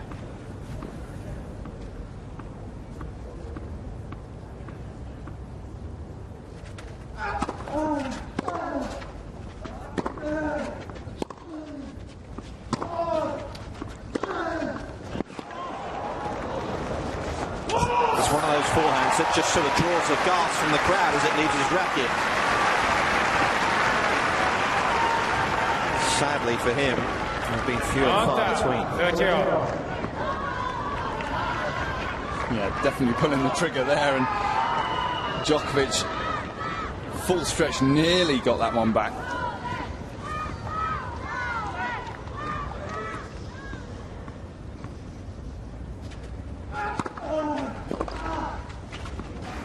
And there's a combination again from Djokovic.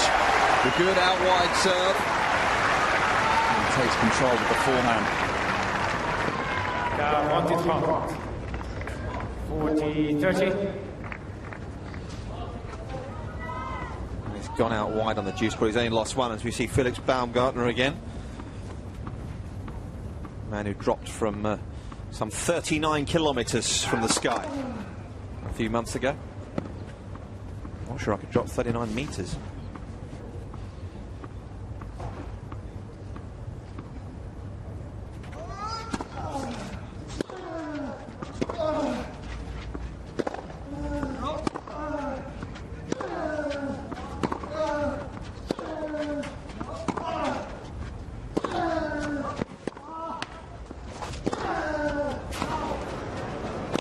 He can't make it. He's set it up so well. Indicative of the match in many regards. And Nadal comes up short, and Djokovic is a game away from ending this 8-year hold Nadal's had on this event. So is this man about to make a little bit of history here? 46 match wins in a row. His opponent has won on at this venue.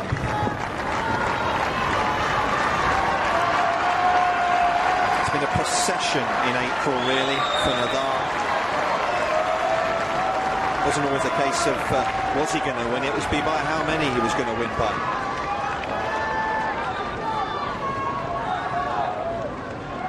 But the Serbian been unwilling to be just another statistic. Could write himself into the tennis record books here. Nadal serving to stay in this final.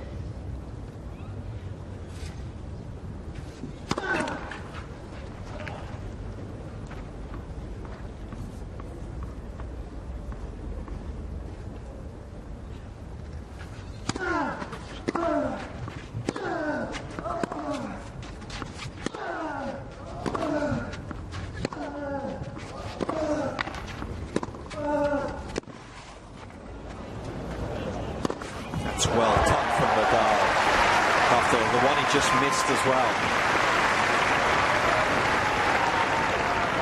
A lot of players may have let this one drop, but no, they missed such a sitter on the previous one. Not Nadal, though. Good first point.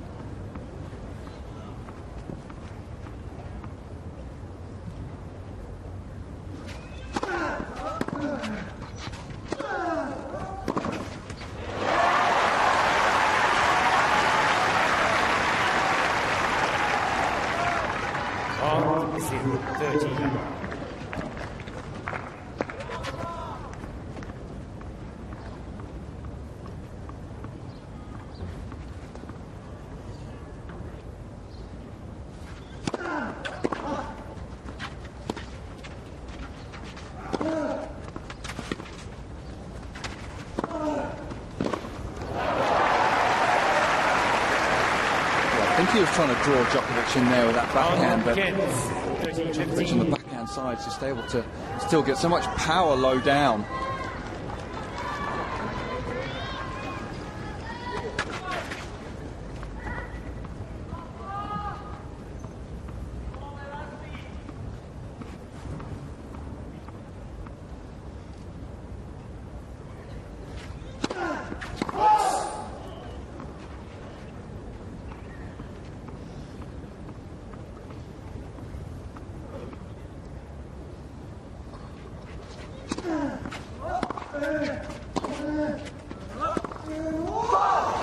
Kicking himself there. He knows that was just a regulation backhand, really. And he's put a lot into this match. And It just looks as if he's just caught it a little late. Not clean out the middle. Unusual for him.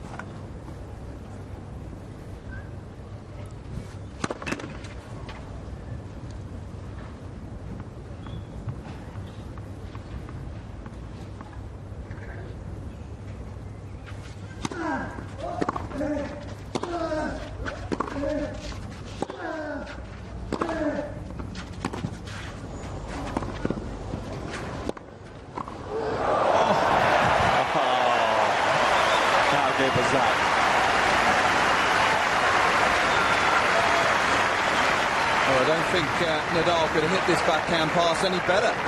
It was landing on the line, but it was a great court position from Djokovic here. Look where he is, covering that line.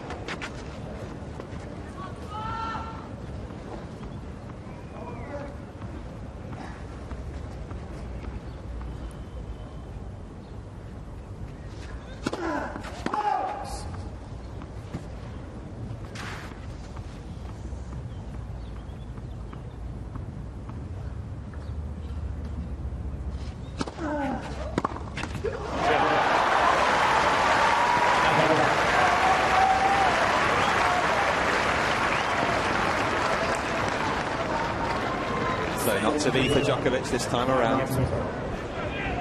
Carlos Costa. And the glass is there.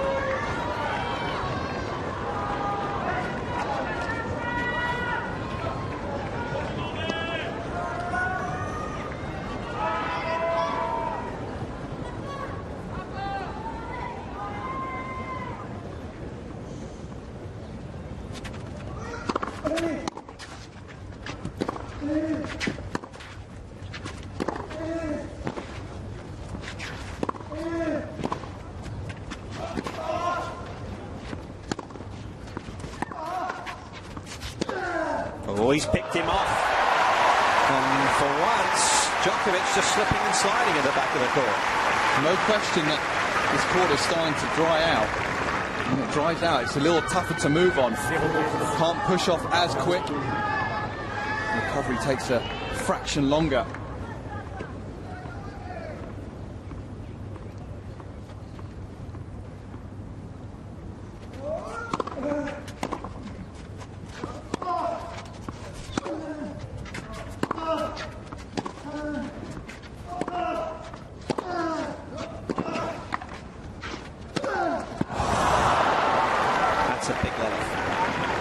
Because Djokovic really, when he attacked there, didn't find any width for once. He just overspun that forehand. Needed to hit through it a little bit more.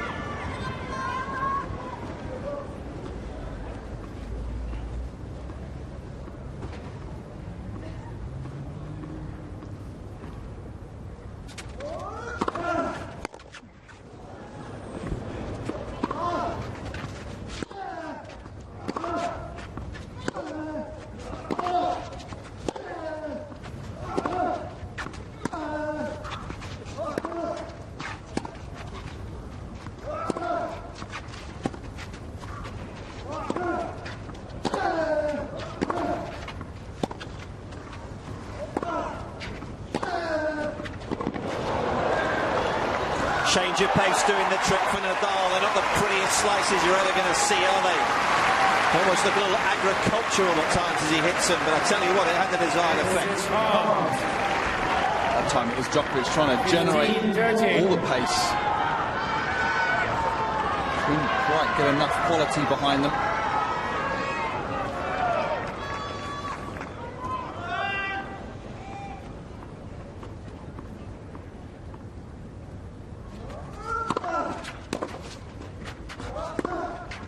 It's wide! Whoa. I think it was a slightly mistimed return, wasn't it? And that's what Djokovic is complaining about. Yeah, when you get a little bit of a miss hit off the return, it reacts off the court, and then Djokovic in turn hits it. You can see that was right at the top of his racket. I can't believe it, can he? When he's saying he framed it. Doesn't matter. It's break points here.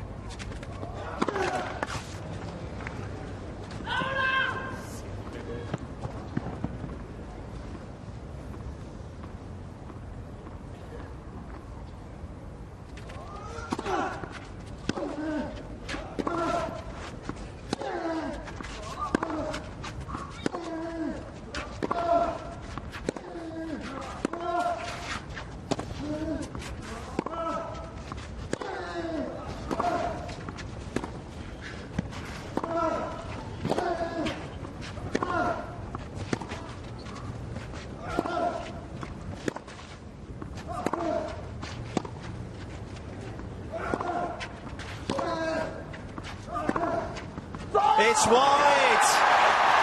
Djokovic can't believe it.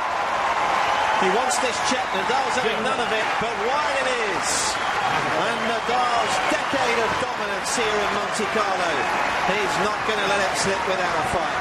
It's game on here. Nadal will serve for the second set.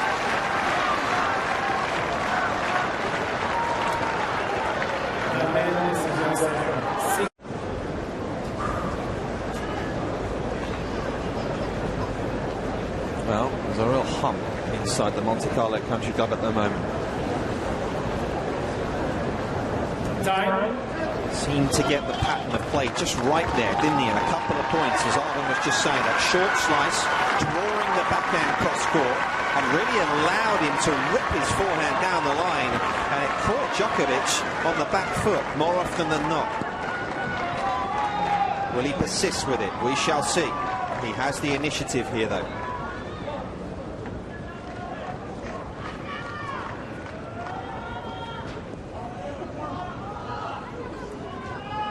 Can he see this set through?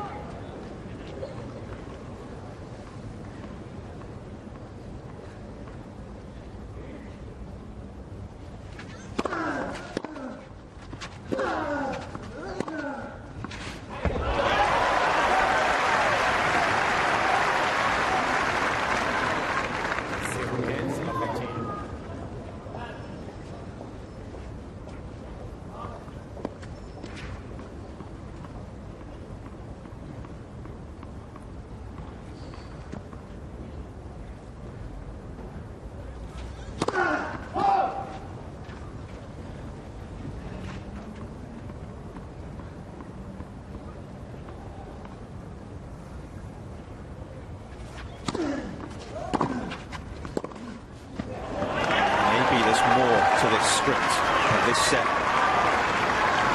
But this is a bad start to the game. 30. Such good depth on that return. Inches from the baseline, just rushing Nadal. sooner had he landed off that serve, that ball's back on him.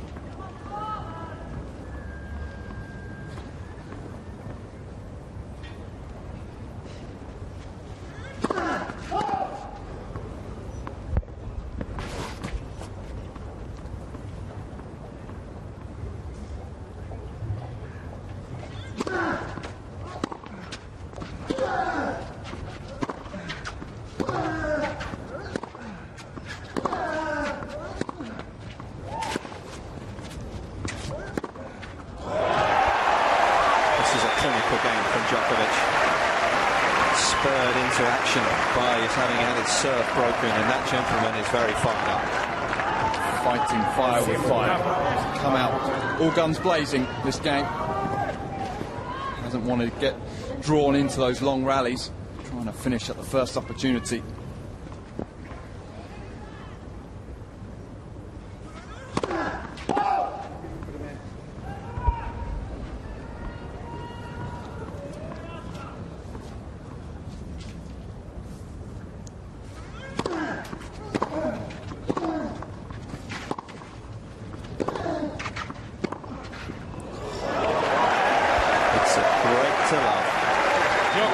Can you believe it? And we're into a tiebreak. 4 tiebreaks played this year by Rafael Nadal. He is 2-2 so far.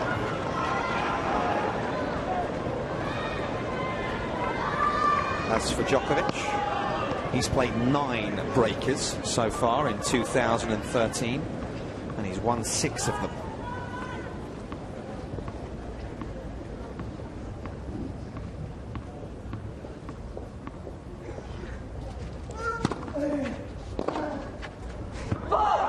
Just a little bit of a bad bounce there on the serve of Djokovic, kept very low. 1-0 Djokovic. Rafael unable to react.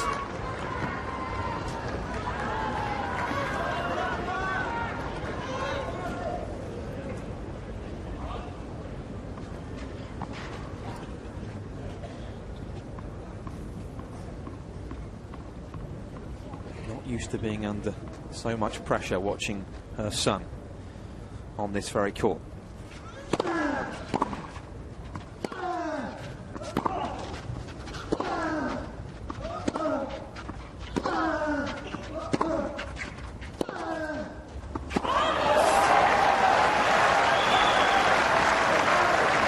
First blood for Djokovic.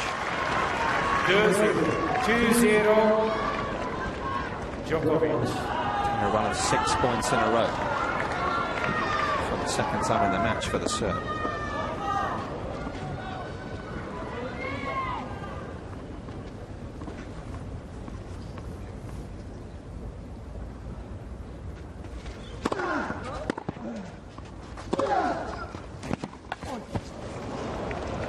He almost took a tumble there.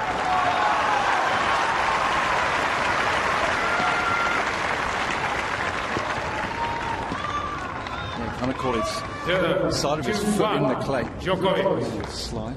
Thankfully okay.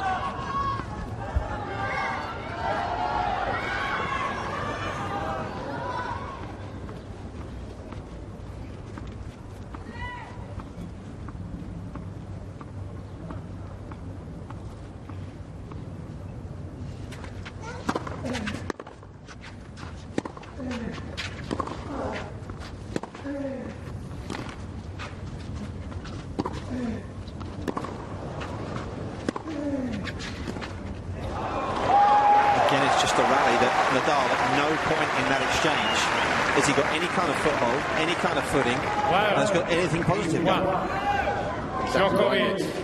Djokovic keeping him on the move, can't settle, can't really get a good hit on the ball. Moving backwards on most of those shots.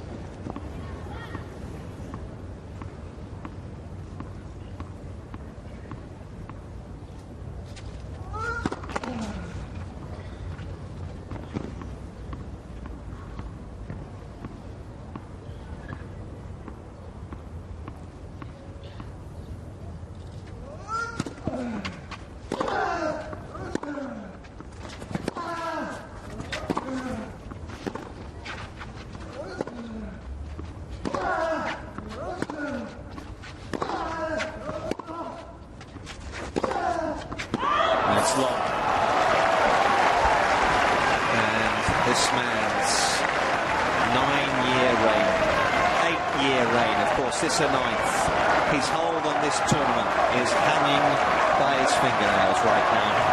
He's just been forced to go for the lines, forced to go for the big shots, and Djokovic refuses to give an inch. 8 of the last points Djokovic's way.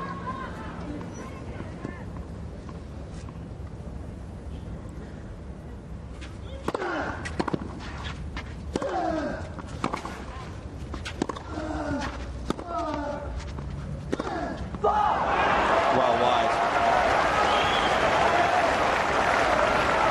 Off a pretty regulation sort of forehand, to be honest, from Nadal.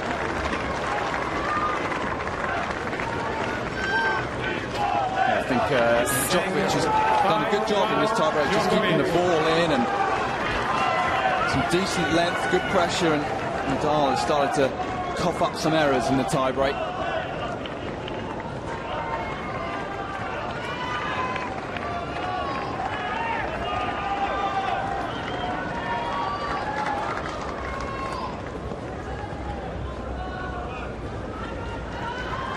'81 straight wins in the month of April for Rafael Nadal. 46 straight wins at this venue. Is it about to come to an end?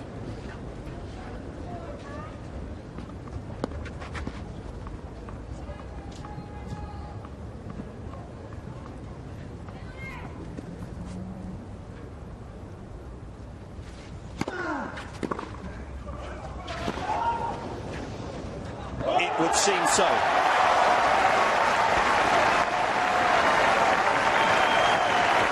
And for so much of the hour and 51 minutes, he's been by far the better player. He's had the answers, the patterns of play that he's employed. He simply has been able to unlock the key, unlock the door that Nadal has shut in so many players' faces on this court. 5 championship points.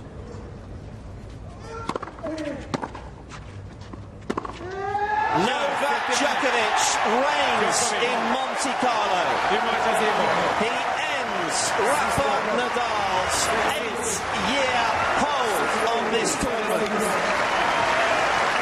He ends Nadal's 46-match unbeaten streak at the Monte Carlo Country Club.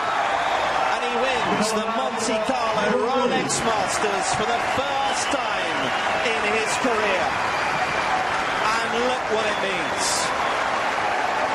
A man who lives just down the road from here can celebrate at home tonight. So impressive. Nadal's run is over. It's all about the world #1. 6-2, 7-6 in an hour and 52 minutes.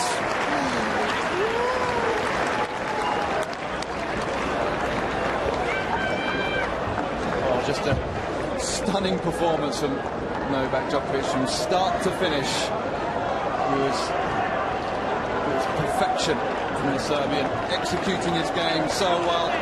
Backhand down the line working so well. Forehand working beautifully. Never let Nadal settle out there. Just showing how well he strikes that ball throughout the course of this match, taking it on the rise, and just caused Nadal so many problems.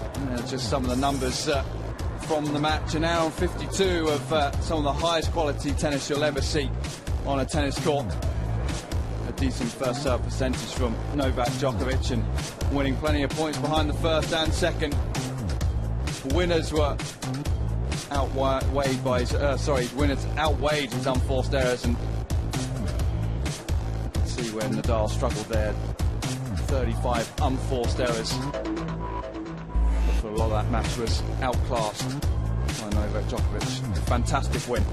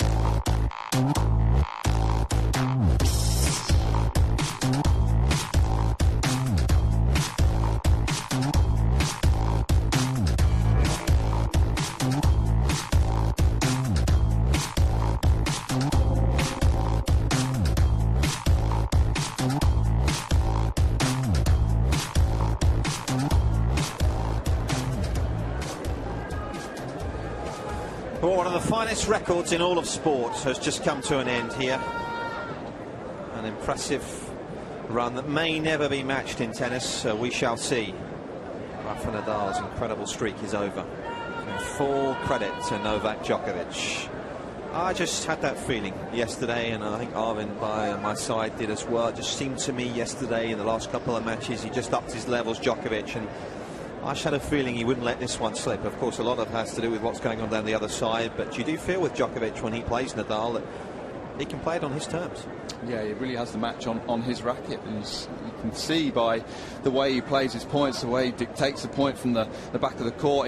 His court position is key on the clay against Nadal. He doesn't get bullied by that forehand cross court because he's able to take it on the rise. He's he possesses such a fantastic backhand down the line that he just it just nullifies what Rafa can do on the court.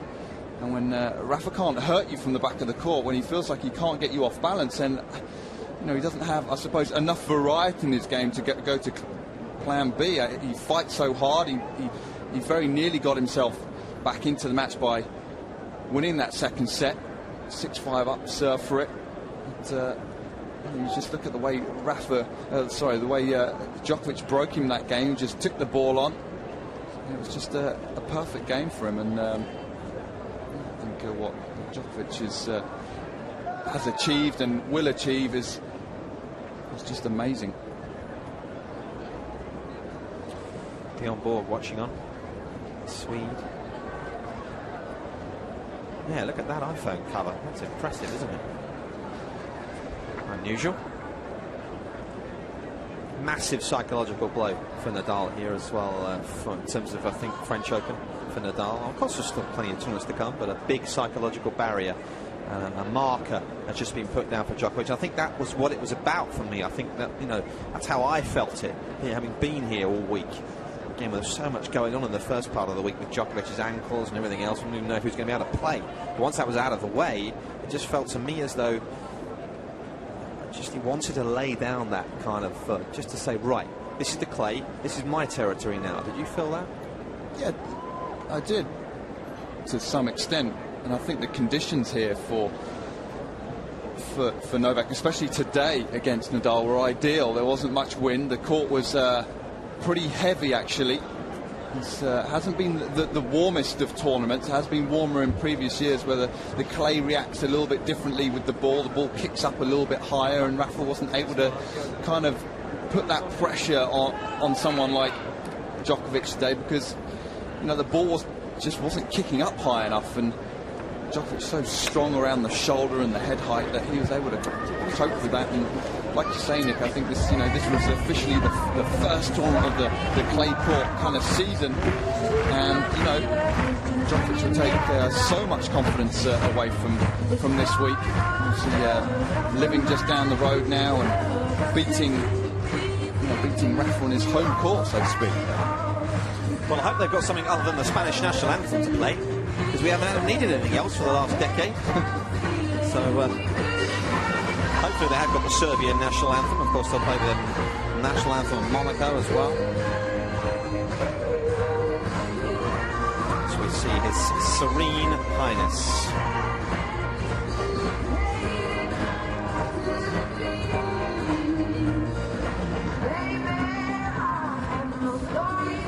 Cérémonie de remise de récompense du Monte Carlo Rolex Masters 2013. Les trophées seront remis par Son Altesse Sérénissime, le prince souverain Albert II de Monaco, accompagné de la princesse Charlène, accompagné de Madame Elisabeth Anne de Massy, présidente de la Fédération monégasque de tennis, accompagné de Monsieur Zeljko Franjulovic, directeur du Monte Carlo Rolex Masters, et accompagné de Monsieur Francis Trucchi, directeur du Monte Carlo Country Club.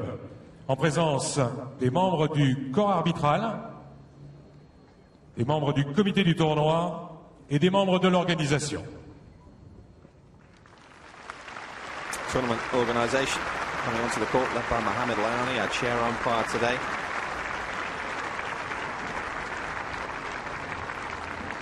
Thomas Carlberg next to him. And onto the court we welcome His Serene Highness, the Sovereign of Monaco, Prince Albert, alongside the Princess Charlene, his wife.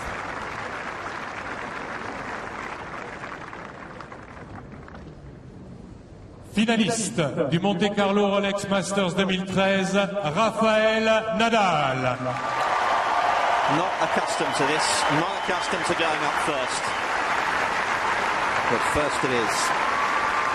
Second place overall. Still smiling.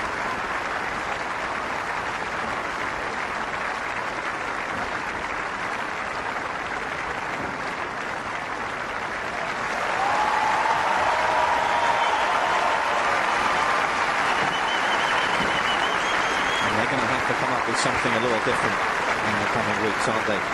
How are they going to combat what happened today? Vainqueur du Monte Carlo Rolex Masters 2013, il obtient son 37e titre, le 14e en Masters 1000, le premier ici à Monte Carlo, Novak Djokovic. Winning for the first time here. What that means is only Cincinnati is missing from his CV as far as the Masters 1000s go. A hug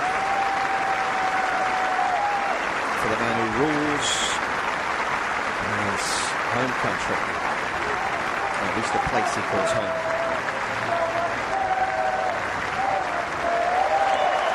For the first time, Novak Djokovic lifts the trophy at the Monte Carlo Rolex Masters. Mesdames, Mesdemoiselles, Messieurs, en l'honneur du vainqueur, l'hymne national serbe, the Serbian National Anthem.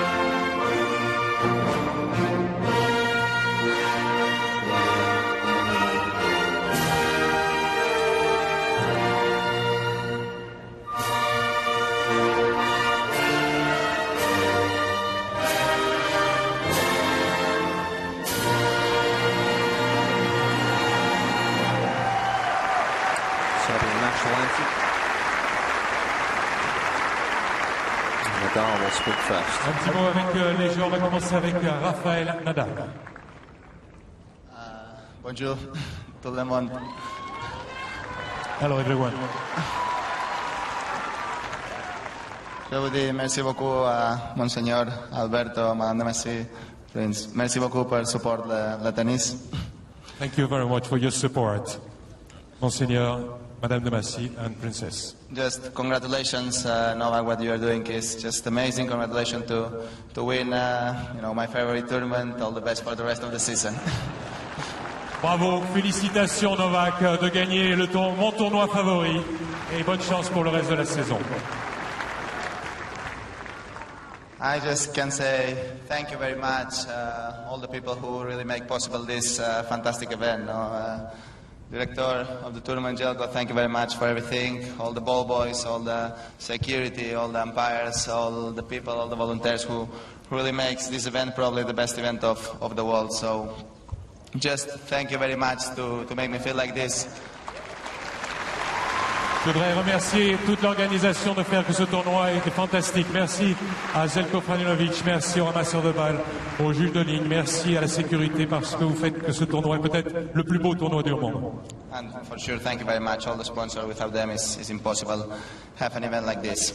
So thank you very much all my team who really was supporting me for, since a lot of years ago, but last year was especially hard for me. So without them and without the support of all of you, all the messages that I received during that time was a very positive energy for me. So all the motivation came from you to be playing another time in this fantastic court and in front of all of you. So thank you very much for all of your support and see you next year. Thank you very much. Merci, I'd merci expect aux nothing partenaires, less than merci a aussi à mon dignified équipe parce que response grâce from à a eux, class act in franchement, Rafa merci pour ce Nadal. qu'ils ont fait depuis des années, mais aussi depuis He ces will be dernières back, années. I'm sure, Et puis to je voudrais try and vous win remercier here vous next year. particulièrement parce que j'ai reçu énormément de messages de soutien qui m'ont donné une énergie considérable pour revenir sur ce cours. Merci à tous. Au micro, Novak Djokovic. Bonjour, Monseigneur, Madame Princesse. C'est un grand plaisir pour être ici. Je voudrais remercier tout le monde, toutes les organisations. C'était une magnifique semaine pour moi. C'est très spécial parce que j'habite ici.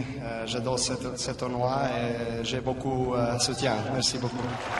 Just Monseigneur, everyone, I wanted to thank you all. It's special to win that tournament here. I'm living here and have a lot of support.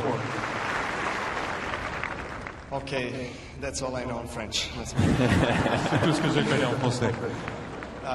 Rafa, was a pleasure again, and thank you for allowing me to win at least once. You know. Rafa, merci encore, c'était un plaisir. Merci de m'avoir laissé gagner au moins un tournoi ici. And I cannot ask for a better start of the clay season. I spend a lot of time in Monaco, so I know a lot of people, starting with volunteers, people who are taking care of the courts. I see them throughout the whole year, and we became friends after many years that I've been coming and practicing in this club, and it's definitely the most beautiful club in the world, and I'm just very privileged to be playing in it. Et je voudrais dire à quel point ce tournoi est important et merci à toutes les personnes qui sont là parce que ce sont des amis, je les connais bien, je les connais très bien, je m'entraîne ici régulièrement et qui font que c'est le plus beau club du monde. Merci à eux. I mean, for sure it is. I mean, look at the view from here. Regardez la vue d'ici. I have to thank Jaco, everybody from our organization, Madame. Thank you for your understanding and, I didn't know if I'm going to be a part of this tournament this year. I made a decision to play. It was right now the best decision I made in my life. So, so I'm really glad, and up to next year, thank you all very much. Merci beaucoup. Merci à l'organisation pour votre compréhension. Merci de m'avoir aidé. J'ai pris la décision le plus tard possible, mais peut-être c'est la meilleure décision de ma carrière. En tout cas, d'avoir décidé de jouer ce tournoi. Merci à tous. Good words from Novak Djokovic. And taking a couple of photos for the Serb. I'm sure he'll have a few celebrations tonight. Of course, a couple of weeks off for him now. Spent some time in America, of course, a long period in America. Overriding thoughts of the week, Half? Yeah, it's been a fantastic week, and I think we got the dream final, didn't we? Nadal against Djokovic. I think that's what the match that everyone wanted to see. So much history here for Rafa winning it so many times, 8 times. But we always knew that it was going to be a tough battle for him, and Novak, it was a real treat to see him play so well in the final. Struggled in the first couple of rounds, and as he said, didn't know whether he was going to play, and it was a real bonus for everyone, not only the fans, but see himself and his team being able to be fit just in time. And I must say that the better man won on the day. In many ways, outclassed Rafa from the back of the court. I think we're going to probably see another special clay court performance from him this year.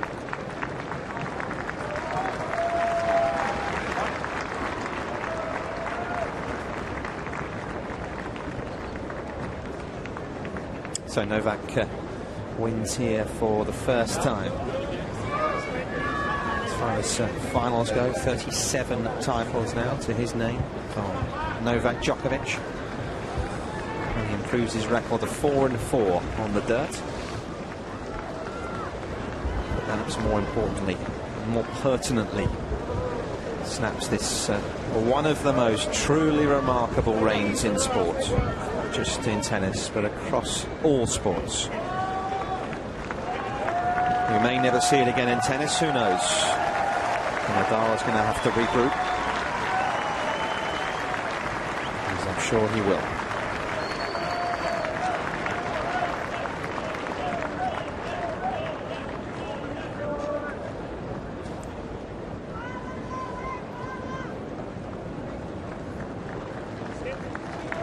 And he'll take that trophy just down the road.